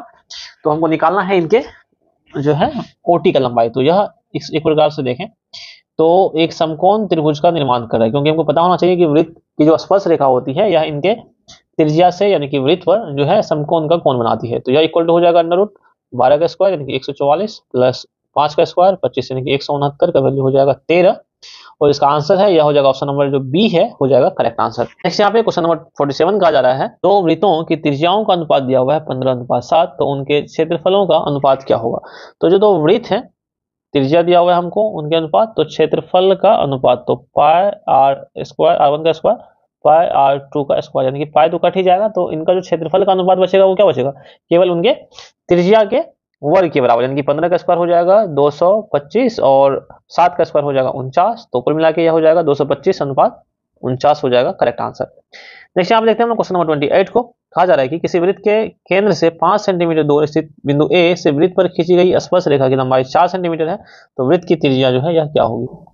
तो अगेन इसका भी हम लोग एक क्या करते हैं फिगर ड्रॉ कर लेते हैं। यहाँ पे दिया हुआ है कि अगर एक वृत्त है और इस वृत्त का जो केंद्र है यह दिया हुआ है, मान लेते हैं ओ ले लेते हैं इसका केंद्र। तो क्वेश्चन में क्या कहा जा रहा है कि वृत्त के किसी बिंदु ए पर, ऑलराइट, तो हम मान लेते हैं यहाँ पे ए है और एक 4 सेंटीमीटर लंबाई जो है एक बिंदु यहाँ हम ले लेते हैं, और यहाँ से जो वैल्यू है यह 4 सेंटीमीटर की है, यह खींची जाती है, और किसी वृत्त के केंद्र से 5 सेंटीमीटर दूर, तो ये केंद्र जो है यह जो लंबाई है यह कितने की है 5 सेंटीमीटर की है, यह 4 की है। तो पूछा जा रहा है कि वृत्त की त्रिज्या क्या है। तो अगेन सेम उसी प्रकार से यह एक समकोण त्रिभुज बन जाएगा, जिसमें कि कर्ण इनका 5 हो जाएगा, लंब या आधार जो भी बोले 4 हो जाएगा, तो इनका जो वैल्यू है यह जब निकालेंगे तो इक्वल टू हो जाएगा अंडर रूट 5 का स्क्वायर यानी कि 25 माइनस 4 का स्क्वायर 16 यानी कि 9 बराबर हो जाएगा 3। तो इसका जो आंसर है यह हो जाएगा ऑप्शन नंबर ए जो है हो जाएगा करेक्ट आंसर। नेक्स्ट यहाँ पे क्वेश्चन नंबर 49 कहा जा रहा है कि sine square 90 minus cos square 0 का मान क्या होगा। तो साइन 90 का जो वैल्यू है यह हो जाता है 1, यानी कि 1 का स्क्वायर 1 ही होगा। अगेन जो है कॉस का स्क्वायर जो है कॉस 0 का मान भी हो जाता है 1, 1 का स्क्वायर अगेन 1 ही होगा, तो इनका जो वैल्यू है अल्टीमेटली यह क्या हो जाएगा 0 के बराबर हो जाएगा। क्वेश्चन नंबर जो 50 है जो कि लास्ट क्वेश्चन है इस वीडियो का, यहाँ पे कहा जा रहा है कि त्रिभुज PQR में QR को बिंदु S तक बढ़ाया गया है। तो इसको हम क्या करते हैं ड्रॉ कर लेते हैं एक फिगर, एक जो त्रिभुज है इसका हम नाम ले लेते हैं PQ और R। तो यहाँ पे कहा जा रहा है कि जो QR है तो QR को S तक बढ़ाया गया है, यानी कि इस भुजा को हम लोग क्या करते हैं बढ़ा लेते हैं बिंदु S तक बढ़ा लेते हैं। तो अब यहाँ पे क्वेश्चन में कहा जा रहा है कि कोण PRS, तो PRS यानी कि यह जो कोण है यह दिया हुआ है 120 डिग्री का, और कोण PQR जो PQR यह जो कोण है यह दिया हुआ है 60 डिग्री का। तो हमसे पूछा जा रहा है क्या कोण QPR यानी कि यह जो कोण है इनका वैल्यू क्या होगा। तो हम लोग देखें यहाँ पे इस त्रिभुज को जब इस फिगर को एनालाइज करें तो यह जो कोण है इनका हो जाएगा बहिर्कोण हो जाएगा, यानी कि बाह्य कोण हो जाएगा, और यह इनके दो आंतरिक कोणों के योगफल के बराबर होता है। तो जो कि यह 60 है तो यह भी 60 होना चाहिए, तभी यह जुड़ करके कितना हो जाएगा 120 हो जाएगा। जिसका आंसर है यह हो जाएगा ऑप्शन नंबर जो सी है यह हो जाएगा करेक्ट आंसर। तो कुल मिला के जो 50 क्वेश्चन है यह इस वीडियो में हो चुके हैं, और उनके बाद जो नेक्स्ट जो पार्ट है इनका उसमें हम लोग जो नेक्स्ट 51 से लेकर के जो 100 तक के जो क्वेश्चन है इनको हम लोग देखने वाले हैं। Hello and welcome to maths with Vijay. तो हम लोग आ चुके हैं इस वीडियो के पार्ट 2 में, जिसमें हम लोग जो क्लास 10th के मैथमेटिक्स के जो सेंटअप एग्जाम हुए हैं इनके जो ऑब्जेक्टिव क्वेश्चन हैं इनका क्वेश्चन नंबर 51 से लेकर के 100 तक इस वीडियो में देखने वाले हैं। तो स्टार्ट करते हैं क्वेश्चन नंबर 51 से। यहाँ कहा जा रहा है कि यदि TP और TQ O केंद्र वाले किसी वृत्त पर दो स्पर्श रेखाएं इस प्रकार हैं कि कोण POQ 120 डिग्री है, तो हमको क्या हम इन्हें क्या करते हैं एक जो है एग्जाम्पल के थ्रू समझते हैं। एक सबसे पहले एक सर्कल ले लेते हैं हम लोग, जो यह सर्कल है इसका केंद्र हम लोग मान लेते हैं कि केंद्र O है। अब यहाँ कहा जा रहा है कि जो दो जो है स्पर्श रेखाएं हैं, स्पर्श रेखाएं जो होती है वह वृत्त के परिधि पर स्पर्श करती है। तो जो दो बिंदु है जिसे मान लेते हैं T, यहाँ से ही क्या होता है जो दो स्पर्श रेखा गया है, एक मान लेते हैं यहाँ पे है TP, और जो दूसरा स्पर्श रेखा है यह T से ही गया हुआ है Q, तो यहाँ मान लेते हैं TQ। तो अब यहाँ पे अगर हम इनको मिलाएं, P से O को मिलाएं और O से Q को मिलाएं, तो इस प्रकार जो बनने वाला कोण है यहाँ पे यह कहा जा रहा है कि यह कोण है 120 डिग्री का। ऑलराइट, यह कोण 120 डिग्री का है। तो हमको पूछा जा रहा है कि कोण PTQ यानी कि PTQ का मतलब हो गया जो इस कोण का वैल्यू क्या होगा। हम लोग यहाँ जानते हैं कि जो स्पर्श रेखा होती है यह इस वृत्त पर यानी कि त्रिज्या से समकोण का कोण बनाती है, यानी कि 90 का कोण बनाती है। तो 9 18 यानी कि 180 डिग्री और 120 डिग्री।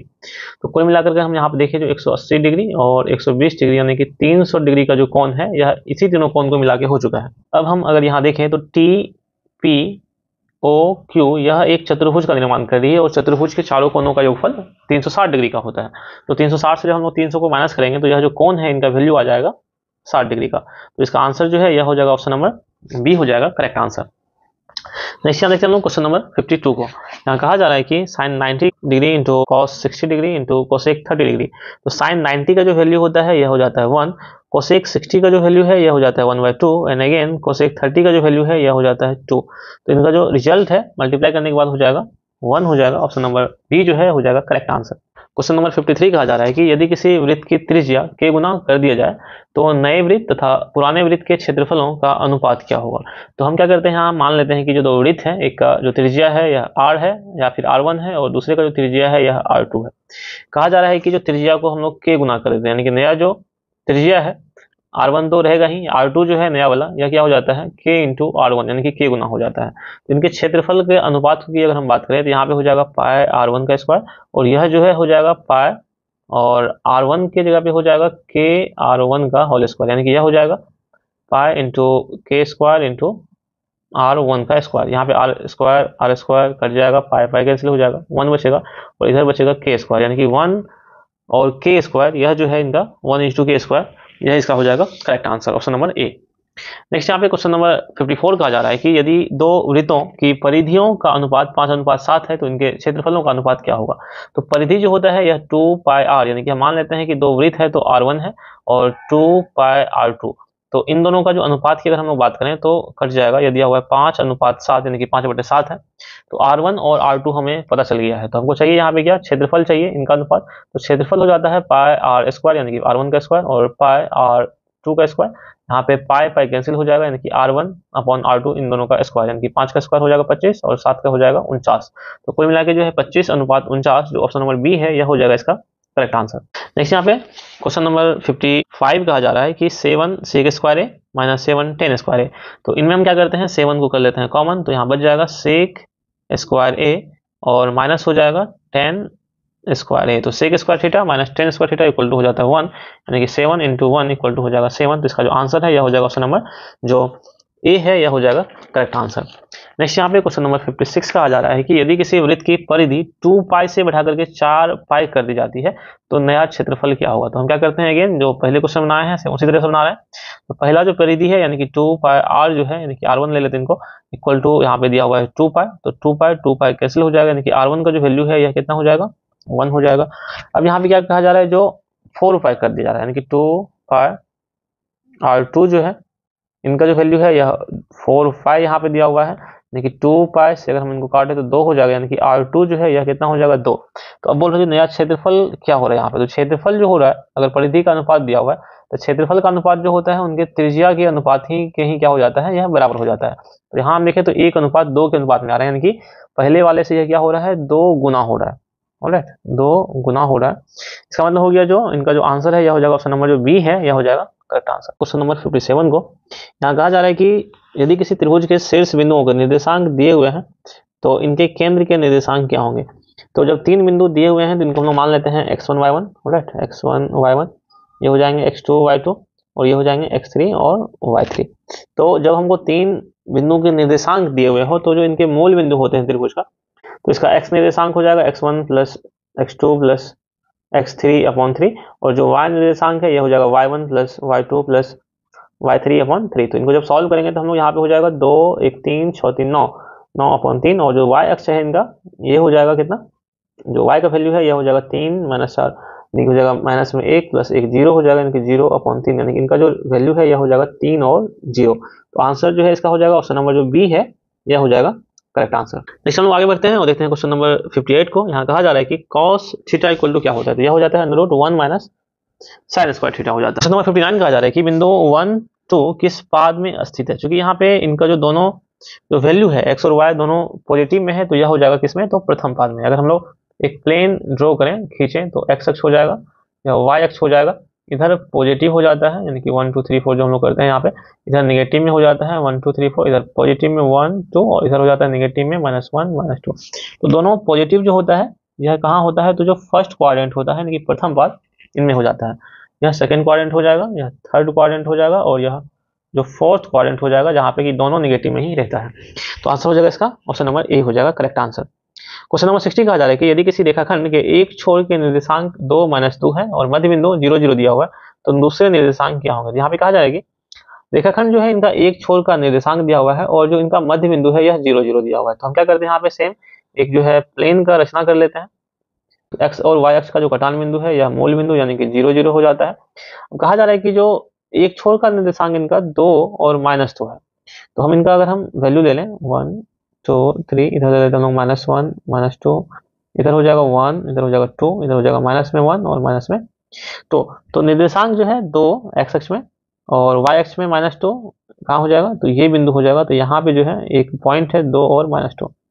मूल बिंदु जो है इनके आधे दूरी पे स्थित है यानी कि यहाँ से यहाँ तक जितना दूरी होगा इतना ही दूरी अब यहाँ से लेकर इनके जो आगे तक जो है यह इनका डिस्टेंस हो जाएगा। तो कहा जा रहा है कि यह कौन सा बिंदु होगा यहाँ का। तो यह अगेन क्या हो जाएगा एक्स अक्ष में आ जाएगा -2 के सामने यानी कि -2 और यहाँ पे वाई अक्ष में हो जाएगा 2 यानी कि इसका आंसर जो है यह हो जाएगा ऑप्शन नंबर जो बी है ये हो जाएगा करेक्ट आंसर। नेक्स्ट हम लोग आगे बढ़ते हैं और देखते हैं क्वेश्चन नंबर 61 को।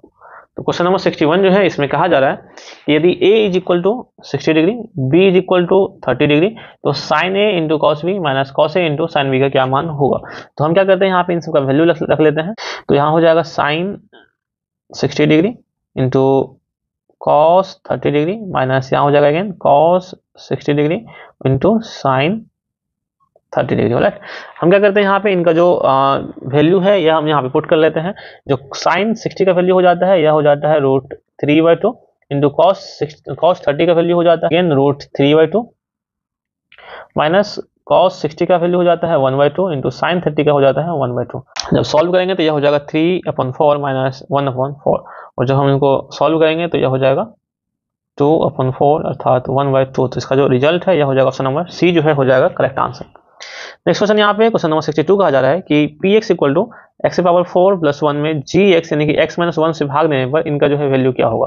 तो जब कभी भी हम लोग इनसे भाग देंगे और x - 1 से जब हम लोग क्या करते हैं इनको x - 1 से जब भाग देते हैं x⁴ + 1 को तो जब कभी भी भागफल होगा तो यहाँ हम भाग करने के लिए x को मैक्सिमम हम लोग 3 टाइम ही मल्टीप्लाई करेंगे इनकी पावर 3 से ही मल्टीप्लाई करेंगे तभी यहाँ पे x⁴ हो पाएगा। तो भाग में जो घातांक है इनकी जो घात है यह क्या होगा मैक्सिमम घात जो है यह इनका जो है 3 हो जाएगा। तो इसका जो आंसर है यह हो जाएगा ऑप्शन नंबर बी हो जाएगा जी करेक्ट आंसर। नेक्स्ट यहाँ पे क्वेश्चन नंबर 63 का आ जा रहा है कि बिंदु है 0 0 मूल बिंदु हो और p के निर्देशांक दिए हुए -15 और 8 हो तो दूरी OP ज्ञात करना है। तो OP = हो जाएगा √x1 - x2 - x1 का होल स्क्वायर यानी कि -15 - 0 यानी कि केवल हो जाएगा -15 का होल स्क्वायर और प्लस में हो जाएगा -8 - 0 यानी कि -8 का होल स्क्वायर। ये हो जाएगा 225 प्लस हो जाएगा 64 यानी कि हो जाएगा √289 और इनका जो रिजल्ट है यह हो जाएगा 17। तो इसका जो आंसर है यह हो जाएगा ऑप्शन नंबर सी हो जाएगा करेक्ट आंसर। नेक्स्ट यहाँ पे क्वेश्चन नंबर 64 का जा रहा है कि बिंदु 8 sin 60 डिग्री 0 और 0 और 8 sin 30 डिग्री इनके बीच की दूरी जो है यह क्या होगी। तो अगेन हम क्या करते हैं जो डिस्टेंस जो फॉर्मूला होता है इन्हीं से हम लोग इनको सॉल्व करेंगे। तो इनका जो रिजल्ट है यह निकालने के लिए हम लोग अंडर क्या करेंगे जो x2 - x1 यानी कि 0 माइनस इतना करेंगे इनका होल स्क्वायर यानी कि हो जाएगा यह -8 sin 60 का होल स्क्वायर प्लस में हो जाएगा और जब हम लोग 8 sin 30 से माइनस करेंगे 0 तो यह हो जाएगा 8 sin 30 डिग्री इनका होल स्क्वायर। लेकिन हम क्या करते हैं इनको अब सॉल्व करते हैं। तो यहाँ से इनका हम लोग जब वैल्यू रखेंगे तो यह हो जाएगा 8 × 8 = 64 इंटू sin 60 का जो वैल्यू है यह हो जाता है √3/2 और इनका जब स्क्वायर करेंगे तो यह हो जाएगा 3/4 एंड प्लस 8 × 8 हो जाएगा अगेन 64 हो जाएगा और sin 30 का जो वैल्यू है यह हो जाता है 1/2। तो अगेन इनका जो स्क्वायर करेंगे तो 1/4 तो कट जाएगा 4 से काटेंगे तो 16 हो जाएगा और फिर अगेन जो है 4 से काटेंगे तो 16 हो जाएगा। तो यहाँ से हो जाएगा 16 × 48 प्लस 16 तो हो जाएगा √64 और बाहर निकल के हो जाएगा 8। तो जो इसका आंसर है यह हो जाएगा ऑप्शन नंबर जो सी है यह हो जाएगा करेक्ट आंसर। नेक्स्ट यहाँ पे हम लोग देखते हैं क्वेश्चन नंबर 65 को। यहाँ कहा जा रहा है कि यदि बिंदु ए जो है 1 2 और O दिया हुआ है और C दिया हुआ है संरेख है तो इनमें से कौन सा जो इनका कंडीशन है यह इनको फॉलो किया जाएगा। तो हमको पता है कि जब कोई भी 3 बिंदुएं संरेख होती हैं तो इन तीनों का जो क्षेत्रफल होता है जो इससे बने हुए जो त्रिभुज का क्षेत्रफल होता है ये क्या हो जाता है 0 के बराबर हो जाता है। तो हम लोग अगेन वही काम करने वाले हैं। यहाँ पे हम इस तीनों बिंदुओं का जो से बने हुए जो त्रिभुज है इनका हम लोग निकालेंगे क्षेत्रफल। तो इस बिंदु को हम लोग नाम ले लेते हैं, जैसे कि यह हो जाएगा x1 और यह हो जाएगा y1, यह हो जाएगा x2 और यह हो जाएगा y2, यह हो जाएगा x3 और जो यह है यह हो जाएगा y3। तो अब हम क्या करते हैं, निकालते हैं त्रिभुज का क्षेत्रफल। त्रिभुज का क्षेत्रफल क्या हो जाता है जब तीन बिंदु दिए हुए हों, यह हो जाएगा x1 यानी कि 1 इंटू y2 माइनस y3 यानी कि 0 माइनस b यानी कि हो जाएगा माइनस b प्लस x2 का वैल्यू हो जाएगा 0 इंटू, अब यहाँ पे कोई भी जो वैल्यू आएगा तो 0 से मल्टीप्लाई करने के बाद 0 ही आएगा, तो हमको लिखना नहीं है, इग्नोर कर देंगे इनको हम लोग। प्लस अगेन x3 का जो वैल्यू है यह हो जाएगा a इंटू जो है ये हो जाएगा y1 माइनस y2 यानी कि 2 माइनस 0 यानी कि हो जाएगा 2। जब इनको सॉल्व, यह इक्वल टू हो जाएगा 0 के, जब इनको हम लोग सॉल्व करेंगे तो यह हो जाएगा माइनस में b और यहाँ पे हो जाएगा प्लस में 2a इज इक्वल टू हो जाएगा 0 और यहाँ पे अगर हम देखें तो 2a इज इक्वल टू हो जाएगा b के बराबर। तो जो यही जो कंडीशन है यहाँ पे फॉलो होना चाहिए, तो 2a is equal to b, तो जिसका जो आंसर है यह हो जाएगा ऑप्शन नंबर जो सी है यह हो जाएगा करेक्ट आंसर। नेक्स्ट यहाँ पे क्वेश्चन नंबर 70 कहा जा रहा है कि एक घन का पृष्ठीय क्षेत्रफल 150 सेंटीमीटर स्क्वायर है, तो इसका प्रत्येक किनारा जो है यह क्या हो जाएगा। तो हमको पता होना चाहिए कि जो घन का पृष्ठीय क्षेत्रफल होता है यह होता है 6l स्क्वायर, यानी कि जहाँ पे l या फिर s या a जो भी बोले हम यहाँ पे, तो यह जो है इनका एक भुजा हो जाता है। तो जो 6l स्क्वायर है यह दिया हुआ है कितने के बराबर, तो 150 के बराबर, राइट। तो यह दिया हुआ है 150 के बराबर। तो यह 6 से कटने वाला है, 6 दूनी 12 3 15 6 5 30। तो l का जो वैल्यू है यहाँ पे हो जाएगा 5, तो जिसका आंसर है यह हो जाएगा कितने के बराबर, तो 5 के बराबर हो जाएगा। तो इसका आंसर जो है यह हो जाएगा ऑप्शन नंबर जो बी है यह हो जाएगा करेक्ट आंसर। नेक्स्ट हम लोग देखते हैं क्वेश्चन नंबर 71 को। यहाँ पे कहा जा रहा है कि बेलन का आयतन होता है, तो बेलन का आयतन हो जाता है पाई आर स्क्वायर एच। तो जो इसका आंसर है यह हो जाएगा ऑप्शन नंबर बी हो जाएगा करेक्ट आंसर। क्वेश्चन नंबर 72 कहा जा रहा है कि दो गोले की आयतनों का अनुपात 27:125 है, तो इनके संपूर्ण पृष्ठ क्षेत्रफलों का अनुपात क्या हो जाएगा। अगर हम बात करें गोले की, तो गोले का जो आयतन हो जाता है यह हो जाता है 4/3 पाई, और पहले का मान लेते हैं त्रिज्या r1 है तो पाई r क्यूब, तो पाई r1 क्यूब, और दूसरा गोला का आयतन हो जाएगा 4/3 पाई r2 का क्यूब। तो यहाँ से ये दोनों कट जाएगा, तो बचना यहाँ पे गया है r1 का क्यूब अपॉन r2 का क्यूब।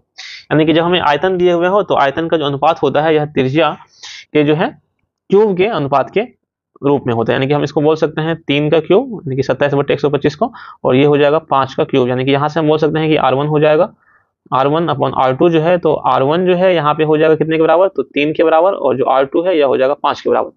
हमसे पूछा जा रहा है यहाँ पे क्या कि संपूर्ण पृष्ठ का क्षेत्रफल निकालना है। तो संपूर्ण पृष्ठ का क्षेत्रफल जो होता है गोला का यह हो जाता है 4 पाई आर स्क्वायर, राइट। तो 4 पाई और आर स्क्वायर का मतलब हो गया 3 का स्क्वायर 9, एंड अगेन यहाँ पे अगेन 4 पाई और 5 का स्क्वायर 25, 4 पाई कैंसिल हो जाएगा, तो 9:25 बचना है। तो इसका आंसर जो है यह हो जाएगा ऑप्शन नंबर बी 9:25। नेक्स्ट यहाँ पे क्वेश्चन नंबर 73 कहा जा रहा है कि यदि किसी लंबवृत्तीय बेलन के आधार का क्षेत्रफल पाई आर स्क्वायर है, राइट। जो बेलन है एक लंबवृत्तीय बेलन बोले या फिर हम लोग बेलन बोले, इनका जो आधार का क्षेत्रफल दिया हुआ है, ये इस एरिया का क्षेत्रफल यह दिया हुआ है पाई आर स्क्वायर, और कहा जा रहा है कि इनकी ऊंचाई जो है यह h है, राइट। हम मान लेते हैं कि इनकी हाइट जो है यह क्या है, यह h है। तो इनका वक्र पृष्ठीय क्षेत्रफल क्या हो जाएगा। तो जब पाई आर स्क्वायर इसका क्षेत्रफल हो जाएगा, तो अगेन जो त्रिज्या है यह तो r ही होगा यहाँ पे, तो इनका जो परिधि है, तो जब त्रिज्या इनका r हो जाएगा तो बेलन का जो वक्र पृष्ठीय क्षेत्रफल हो जाता है यह हो जाता है 2 पाई आर h हो जाता है। तो इसका आंसर है यह हो जाएगा ऑप्शन नंबर जो बी है यह हो जाएगा करेक्ट आंसर। नेक्स्ट यहाँ पे देखते हैं क्वेश्चन नंबर 74 को। 74 में कहा जा रहा है कि cos power 4a into 1 plus 10 square a, इनका वैल्यू क्या होगा। तो अगर हम यहाँ पे देखें जो 1 प्लस 10 स्क्वायर a जो है यह हो जाता है किनका वैल्यू, तो यह हो जाता है सेक स्क्वायर a का, यानी कि यह हो जाएगा cos 4a और इंटू 1 प्लस 10 स्क्वायर a जो है यह हो जाता है सेक स्क्वायर a, यानी कि यह हो जाएगा सेक स्क्वायर a। अब नेक्स्ट हम जब इनको सॉल्व करेंगे तो यह हो जाएगा cos 4a इंटू सेक को लिख सकते हैं हम लोग 1/cos स्क्वायर a। तो जब cos स्क्वायर a से जब इनको काटेंगे तो पावर केवल 2 बचेगा, तो यहाँ पे बचना है cos स्क्वायर a। तो इसका आंसर है यह हो जाएगा ऑप्शन नंबर जो a है यह हो जाएगा करेक्ट आंसर। नेक्स्ट क्वेश्चन यहाँ पे क्वेश्चन नंबर जो है 75, यह कहा जा रहा है कि किसी गोले के आयतन और उसी त्रिज्या के एक अर्धगोले के आयतन का अनुपात क्या होगा। तो जो एक गोले का आयतन होता है यह हो जाता है 4/3 पाई आर क्यूब, और जो अर्धगोला का आयतन होता है यह इनका क्या हो जाता है, आधा हो जाता है, यानी कि 4/3, और इनका आधा का मतलब हो गया 2 से गुना हो जाएगा पाई आर जो है क्यू। तो बाकी ये सभी चीजें कट जानी है, 4 3 भी कट जानी है, 2 इधर आके हो जाएगा मल्टीप्लाई, बिकॉज यह 2 भागा में है तो हो जाएगा 2:1। तो इसका आंसर है यह हो जाएगा क्वेश्चन नंबर जो सी है, यह हो जाएगा करेक्ट आंसर। नेक्स्ट यहाँ पे क्वेश्चन नंबर जो 76 है, यह कहा जा रहा है कि x सेंटीमीटर त्रिज्या के गोले को पिघला करके x सेंटीमीटर त्रिज्या वाले शंकु के रूप में ढाला जाता है। तो जो एक गोला है, इनका त्रिज्या दिया हुआ है x सेंटीमीटर, यानी कि r जो है ये इक्वल टू दिया हुआ है x। इसको बनाया जाता है एक शंकु, तो शंकु की बतानी है हमको ऊंचाई। तो जब इनको पिघला के ढाला जाएगा तो बाकी सारा कुछ तो चेंज होगा, लेकिन जो इनका आयतन है वह क्या होगा, सेम ही होगा, यानी कि 4/3 पाई r क्यूब जो है यह सेम हो जाएगा। जो शंकु का जो आयतन होता है 1/3 पाई r स्क्वायर एच।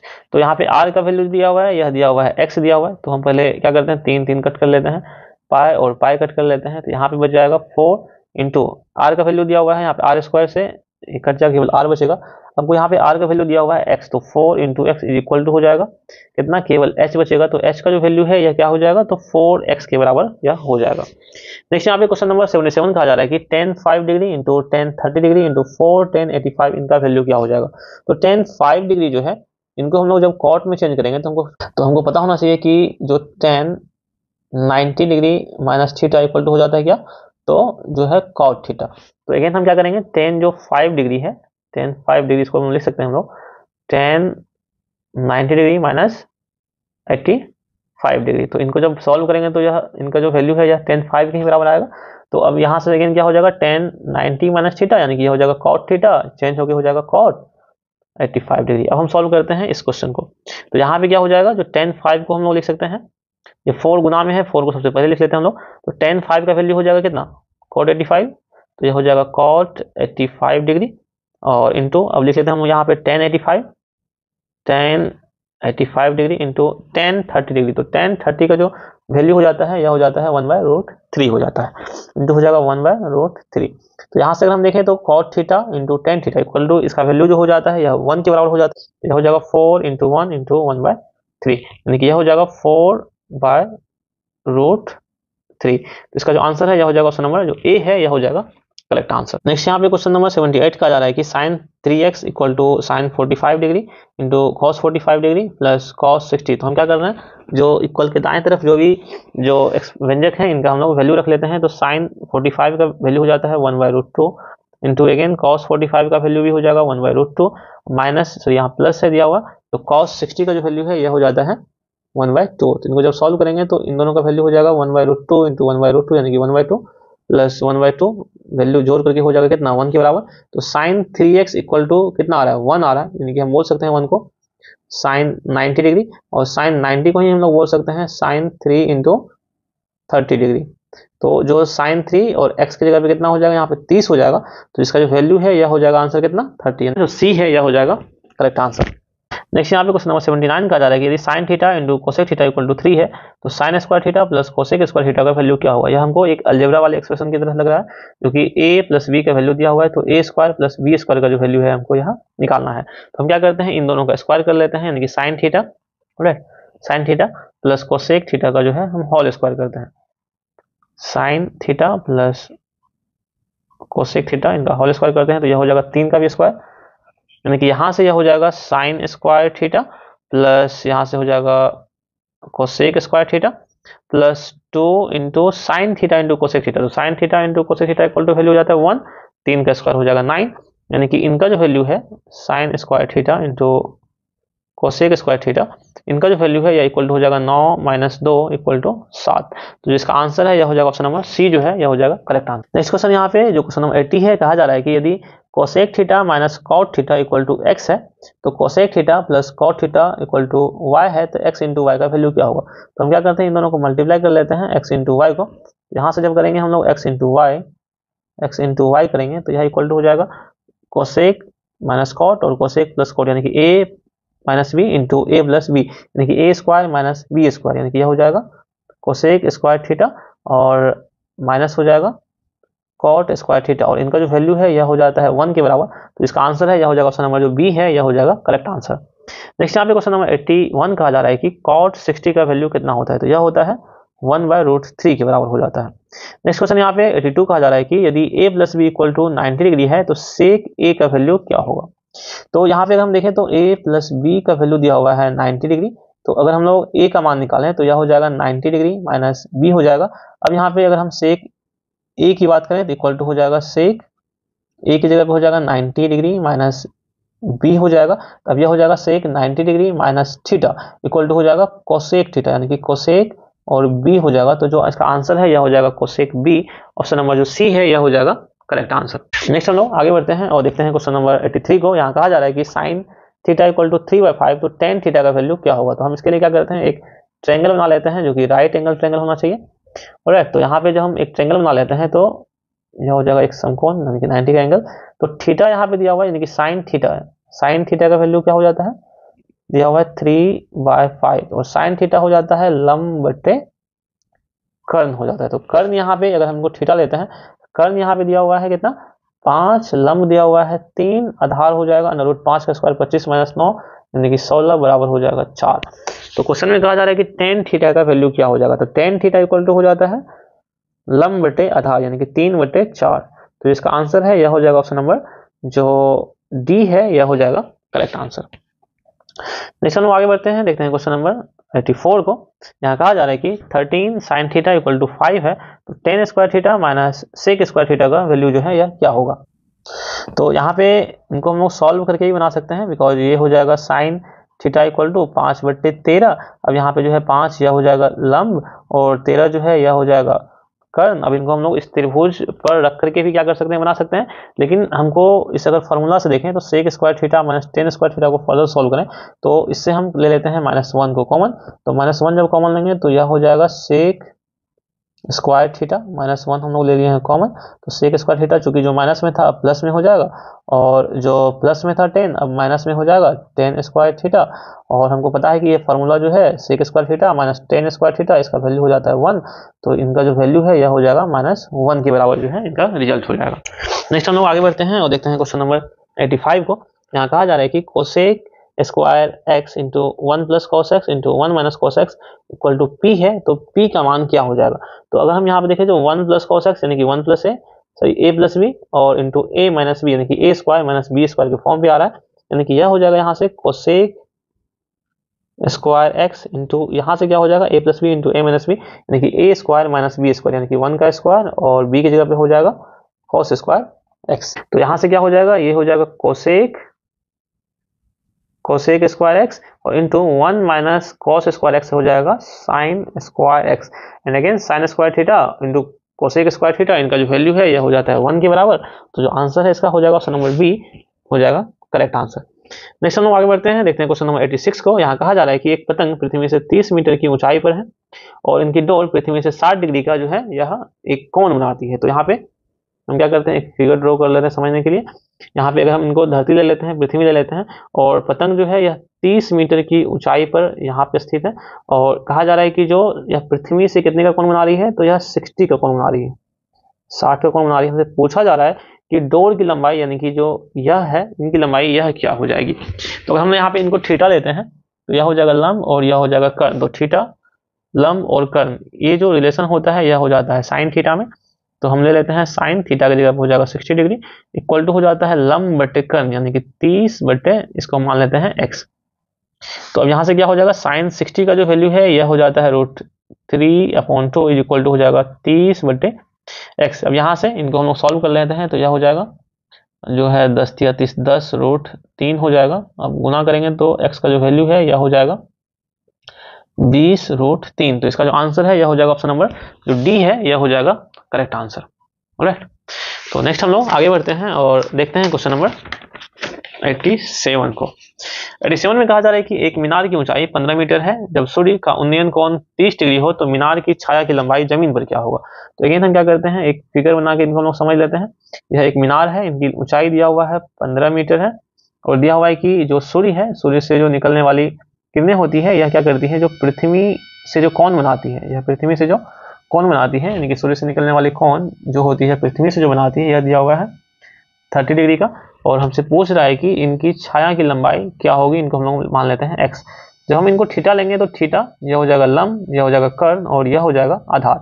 तो हमको लंब और आधार और थीटा में रिलेशन चाहिए, तो यह हो जाता है tan थीटा। तो यहाँ से हो जाएगा tan 30 degree is equal to हो जाएगा कितना 15/x हो जाएगा, यानी कि लंब बटे आधार, यानी कि 15/x। tan 30 का वैल्यू हो जाता है 1/√3 इज इक्वल टू हो जाएगा 15/x। अब यहाँ से हम जब वैल्यू निकालेंगे x का, तो x इज इक्वल टू हो जाएगा 15√3 हो जाएगा। तो जो इसका आंसर है यह हो जाएगा ऑप्शन नंबर जो सी है, हो जाएगा करेक्ट आंसर। तो हम लोग आगे बढ़ते हैं और देखते हैं क्वेश्चन नंबर 88 को। यहाँ कहा जा रहा है कि sec a into 10a into 1 minus sine A, इनका वैल्यू क्या होगा।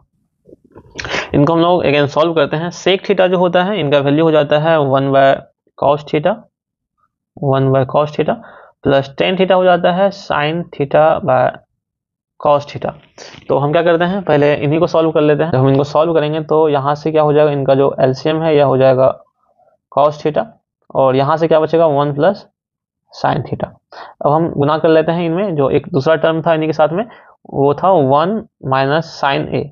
तो थीटा की जगह पे, यानी कि ए की जगह पे हम लोग क्या करेंगे, थीटा ले लिए हैं तो हम भी थीटा लेके ही बना लेते हैं। तो यहाँ पे हो जाएगा 1 माइनस साइन थीटा। तो 1 ए है ना, ए plus b into a minus B, ये हो जाएगा ए स्क्वायर माइनस बी स्क्वायर, यानी कि 1 माइनस साइन स्क्वायर थीटा हो जाएगा अपन हो जाएगा cos theta. Again 1 minus sine square theta हो जाएगा कॉस स्क्वायर थीटा अपन हो जाएगा कॉस थीटा, यानी कि यह कॉस थीटा जब कट करेंगे तो बचेगा क्या, केवल यहाँ पे कॉस थीटा, और हम ए की जगह पे ले लिए थे थीटा, यानी कि हम बोल सकते हैं यह हो जाएगा कॉस ए। तो इसका आंसर जो है यह हो जाएगा ऑप्शन नंबर जो सी है, यह हो जाएगा इसका करेक्ट आंसर। नेक्स्ट हम लोग आगे बढ़ते हैं, देखते हैं क्वेश्चन नंबर 89 को। यहाँ कहा जा रहा है कि सेक 35 अपॉन कोसेक 55। अगेन हम लोग को पता है कि सेक 90 डिग्री माइनस थीटा, सेक 90 माइनस थीटा का मतलब हो गया 35 लाने के लिए हमको 90 से घटाना पड़ेगा 55 को, तो यह हो जाएगा जो है सेक 90 माइनस थीटा, और इक्वल टू हो जाता है कोसेक थीटा, यानी कि यह हो जाएगा कोसेक 55 डिग्री। कहने का मतलब हो गया ऊपर में भी हो जाएगा कोसेक 55, यह भी हो जाएगा कोसेक 55 डिग्री, नीचे में भी है, दोनों कट होकर के कितना हो जाएगा 1 के बराबर। तो इसका आंसर जो है यह हो जाएगा ऑप्शन नंबर बी जो है हो जाएगा करेक्ट आंसर। नेक्स्ट यहाँ पे क्वेश्चन नंबर 90 कहा जा रहा है कि यदि sine 25 plus cos 65 equal to 2 sine A है तो ए का मान यहाँ पे क्या होगा। तो हम क्या करते हैं, यहाँ पे साइन जो 25 है इनको बदल देंगे हम लोग कॉस में, तो साइन हो जाएगा 90 माइनस 65, यानी कि इनका ही वैल्यू है यह हो जाएगा कॉस 65 के बराबर हो जाएगा। तो कॉस 65 यहाँ और कॉस 65 यहाँ, कुल मिला के हो जाएगा 2 कॉस 65 डिग्री इक्वल टू हो जाएगा 2 साइन ए। तो यहाँ पे 2 और 2 कैंसिल हो जाएगा। अगेन कॉस थीटा जो है इनको हम लोग चेंज कर लेते हैं अब साइन थीटा में, तो यह हो जाएगा साइन कितना हो जाएगा कॉस 65 जो है यह हो जाएगा साइन 25 के बराबर, यानी कि यह हो जाएगा साइन 25 डिग्री इक्वल टू हो जाएगा साइन ए। तो यहाँ से साइन साइन अगर हम कैंसिल कर दें तो ए का वैल्यू जो है यह हो जाता है 25 डिग्री के बराबर। इसका आंसर जो है यह हो जाएगा 25 डिग्री। ऑलराइट, नेक्स्ट हम लोग देखते हैं क्वेश्चन नंबर 91 को। यहाँ कहा जा रहा है कि यदि 2 थीटा इक्वल टू पाई/2 हो तो पाई का जो वैल्यू हो जाता है यह हो जाता है 180 डिग्री। पाई/2 का जो वैल्यू है यह हो जाएगा 180/2, यानी कि 90 डिग्री के बराबर हो जाएगा। यहाँ पे कहा जा रहा है कि 2 पाई इक्वल टू पाई/2 है तो tan थीटा का मान यहाँ पे निकालना है, यानी कि 2 थीटा इक्वल टू दिया हुआ है पाई/2। तो थीटा यहाँ से क्या हो जाएगा, 2 इधर अगेन डिवाइड होके हो जाएगा पाई, यानी कि हो जाएगा 180/4 हो जाएगा। 4 से हम लोग काटेंगे इनको, 4 चौके 16, 4 पंचे 20, 45 डिग्री हो जाएगा। तो tan थीटा का मतलब हो गया tan 45 डिग्री, और tan में 45 का जो वैल्यू हो जाता है यह होता है कितने के बराबर, तो 1 के बराबर। तो इसका आंसर जो है यह हो जाएगा ऑप्शन नंबर जो डी है यह हो जाएगा करेक्ट आंसर। नेक्स्ट यहाँ पे क्वेश्चन नंबर 92 कहा जा रहा है कि 2 tan square 30 into sec square 52 into sine square 38 upon cosec square 70 minus tan square 20 degree. तो इनको सॉल्व करने के लिए हम लोग क्या करते हैं, जो tan स्क्वायर थीटा का वैल्यू जो है 30 का वो वैल्यू हम लोग रख लेते हैं। तो यह हो जाएगा 2 इंटू tan 30 का जो वैल्यू है यह हो जाता है 1/√3, इनका हो जाएगा होल स्क्वायर इंटू सेक को कन्वर्ट कर लेते हैं हम लोग साइन में, सॉरी कोसेक में। तो सेक को कोसेक में करेंगे तो सेक 90 माइनस थीटा, यानी कि अगर हम 90 से 38 माइनस करेंगे तो हो जाएगा 52, यानी कि यह हो जाएगा cosec square 52 degree. Alright, cosec square 52 degree और इंटू हो जाएगा sine square 52 degree. Again cosec theta into sine theta, यह वैल्यू हो जाएगा कितने के बराबर, तो 1 के बराबर हो जाएगा। और नीचे में जो है cosec square theta minus tan square theta, इनका भी वैल्यू जो है यह हो जाता है 1 के बराबर। तो ऊपर हमको यहाँ बच गया है कितना, तो 2 इंटू 1/3, और नीचे केवल 1 है तो कोई इनका जो है वैल्यू लेना ही नहीं है। तो यह हो जाएगा 2/3, यानी कि 2/3। तो इसका आंसर जो है यह हो जाएगा ऑप्शन नंबर जो सी है यह हो जाएगा करेक्ट आंसर। नेक्स्ट यहाँ पे क्वेश्चन नंबर 93 का आ जा रहा है कि एक वर्ष में एक महीना जो है इनको यादृच्छिक चुना जाता है तो इसके मई या जुलाई होने की प्रायिकता क्या है। तो अगर हम देखें जो कुल मिला के जो महीने में 12 महीने होते हैं, सॉरी कुल मिला के जो साल में 12 महीने होते हैं, और मई या जुलाई ये यहाँ पे जो 2 है ना, केवल 2 महीने के बारे में बात किया जा रहा है। तो जो प्रायिकता होता है पीई जो होता है यानी कि प्रायिकता जो होता है, यह क्या हो जाता है, जो घटना घटित होने की संभावना जो कि केवल 2 है अपॉन टोटल नंबर ऑफ जो घटना होता है यानी कि इवेंट होता है वह नीचे हो जाता है। यानी कि जब कट करेंगे इनको तो हो जाएगा 1/6। इनका जो रिजल्ट है हो जाएगा ऑप्शन नंबर बी हो जाएगा करेक्ट आंसर। नेक्स्ट यहाँ पे क्वेश्चन नंबर 94 का जा रहा है कि एक पासे को फेंकने पर संख्या 5 या 6 आने की प्रायिकता। लेकिन हम देखें यहाँ पे जो प्रायिकता है इनका, जो 5 या 6 जो है केवल 2 ही अंक है तो आने की संभावना हो जाएगी 2, और टोटल जो संभावनाएं हैं आने की यह 1 से लेकर के 6 तक पासे पे लिखा हुआ है तो ये हो जाता है 6, तो हो जाएगा 1/3। तो इसका जो आंसर है यह हो जाएगा ऑप्शन नंबर बी जो है यह हो जाएगा करेक्ट आंसर। नेक्स्ट यहाँ पे क्वेश्चन नंबर 95 का जा रहा है कि एक पासे को फेंकने पर अंक 4 नहीं आने की प्रायिकता बताना है। तो अगर हम लोग पासे को फेंके तो कुल मिला के जो नंबर ऑफ इवेंट है यह हो जाएगा 6, यानी कि कुल संभावनाएं जो अंक आने की 6 तक हो जाएगा, और 4 नहीं आने का संभावना यह हो जाएगा 5, बिकॉज 4 तो एक ही है ना, तो नहीं आने की संभावनाएं जो है 4 को छोड़ करके यानी कि 5 तक हो जाएगा। तो इसका जो आंसर है यह हो जाएगा ऑप्शन नंबर बी हो जाएगा करेक्ट आंसर। नेक्स्ट यहाँ पे क्वेश्चन नंबर 96 कहा जा रहा है कि 3 सिक्कों को उछाल में संभव परिणामों की संख्या जो है यह क्या हो जाएगा, 2 पे पावर हो जाएगा 3 यानी कि 8 हो जाएगा। तो जो आंसर है इसका हो जाएगा ऑप्शन नंबर बी जो है हो जाएगा करेक्ट आंसर। नेक्स्ट यहाँ पे क्वेश्चन नंबर 97 कहा जा रहा है कि एक पासे की एक फेंक में 2 और 5 के बीच का अंक प्राप्त होने की प्रायिकता क्या है। तो 2 और 5 के बीच अगर हम देखें तो 3 और 4 केवल 2 ही अंक आ रहे हैं तो आने की संभावना 2 है, और टोटल नंबर ऑफ संभावनाएं जो है पासा को फेंकने पे यह 6 तक हो सकती है, कोई भी संख्या 6 तक में आ सकती है। जब कट करेंगे तो यह हो जाएगा 1/3। तो इनका जो आंसर है यह हो जाएगा ऑप्शन नंबर बी जो है हो जाएगा करेक्ट आंसर। सो नेक्स्ट यहाँ पे क्वेश्चन नंबर कहा जा रहा है 98 में कि इनका इस संख्या का, इन आंकड़े का जो है बहुलक क्या हुआ। तो बहुलक क्या होता है, जो अगर आंकड़े में अगर कोई संख्याएं बार बार रिपीट होती है, जो सबसे अधिक बार रिपीट होती है वही इनका हो जाता है बहुलक। तो यहाँ देखने से लग रहा है कि 3 यहाँ पे मैक्सिमम टाइम रिपीट हुआ है, तो इनका जो बहुलक है यह कितना हो जाएगा, 3 हो जाएगा। क्वेश्चन नंबर 99 कहा जा रहा है कि 2, 3, 4, 5, 6 इनकी माध्यिका क्या है। तो माध्यिका जो होता है, हम क्या करते हैं आंकड़ों को असेंडिंग ऑर्डर या फिर डिसेंडिंग ऑर्डर यानी कि आरोही या अवरोही क्रम में पहले इनको सजाते हैं, और जो सबसे बीच का संख्या होता है यही क्या हो जाता है, इनका माध्यिका हो जाता है। तो अगर हम देखें यहाँ पे 2, 3, 4, 5, 6 जो है यह ऑलरेडी पहले से आरोही क्रम में सजा हुआ है, तो इनका जो माध्यिका है यह इनके बीच का संख्या, ठीक बीच का संख्या हो जाएगा जो कि 4 है। तो इसका जो आंसर है यह हो जाएगा ऑप्शन नंबर सी हो जाएगा करेक्ट आंसर। सो हम आ चुके हैं अब जो इसका जो फाइनल क्वेश्चन है उन पे आ चुके हैं। तो यहाँ पे कहा जा रहा है कि यदि 3, 4, x, 17, y इनका जो माध्य है यह 6 दिया हुआ है, तो x और y के बीच में क्या संबंध होगा। तो माध्य जो होता है यह क्या होता है, तो संख्याओं, कुल संख्याओं का योगफल बटे कुल संख्याओं की संख्या। तो अगर हम इनको सभी का योगफल निकालें तो 3 + 4 + x + 17 + y अपॉन कुल संख्या हो जाएगा 1, 2, 3, 4, 5 हो जाएगा। तो डिवाइड करेंगे 5 से, तो यह बराबर हो रहा है कितने के बराबर है, तो क्वेश्चन में दिया हुआ है तो 6 के बराबर है। तो जब हम इनको सॉल्व करते हैं तो यह हो जाएगा 4, 3, 7 और 17, 7, 24 हो जाएगा अपॉन 5, और 24 के अलावे यहाँ पे क्या सब बच रहा है, तो +x + y इक्वल टू हो जाएगा 6। जब अगेन सॉल्व करें तो यह हो जाएगा 24 + x + y इक्वल टू हो जाएगा 6 × 5, 30 के बराबर हो जाएगा। तो जो x + y है यहाँ से यह कितने के बराबर हो जाएगा, 30 - 24, 30 - 24 का वैल्यू हो जाएगा 6 के बराबर, यानी कि x + y जो है यह हो जाएगा 6 के बराबर। तो इसका आंसर है यह हो जाएगा ऑप्शन नंबर जो बी है यह हो जाएगा करेक्ट आंसर। सो हम लोगों ने जो 100 क्वेश्चन था इस एग्जाम में पूछा गया, इन सभी को हम लोगों ने कर लिया है। तो यह बहुत ही इंपॉर्टेंट क्वेश्चन है। अगर हम एक एक क्वेश्चन को थ्योरी के साथ में, कंसेप्ट के साथ में समझ लें तो जो क्वेश्चन है, जो कई सारे जो क्वेश्चन हैं हमको एग्जाम में जो है आराम से बन जाएंगे, और अच्छा नंबर जो है हम लोग इसमें स्कोर कर सकते हैं। So thank you for watching and keep watching and keep learning. Thank you.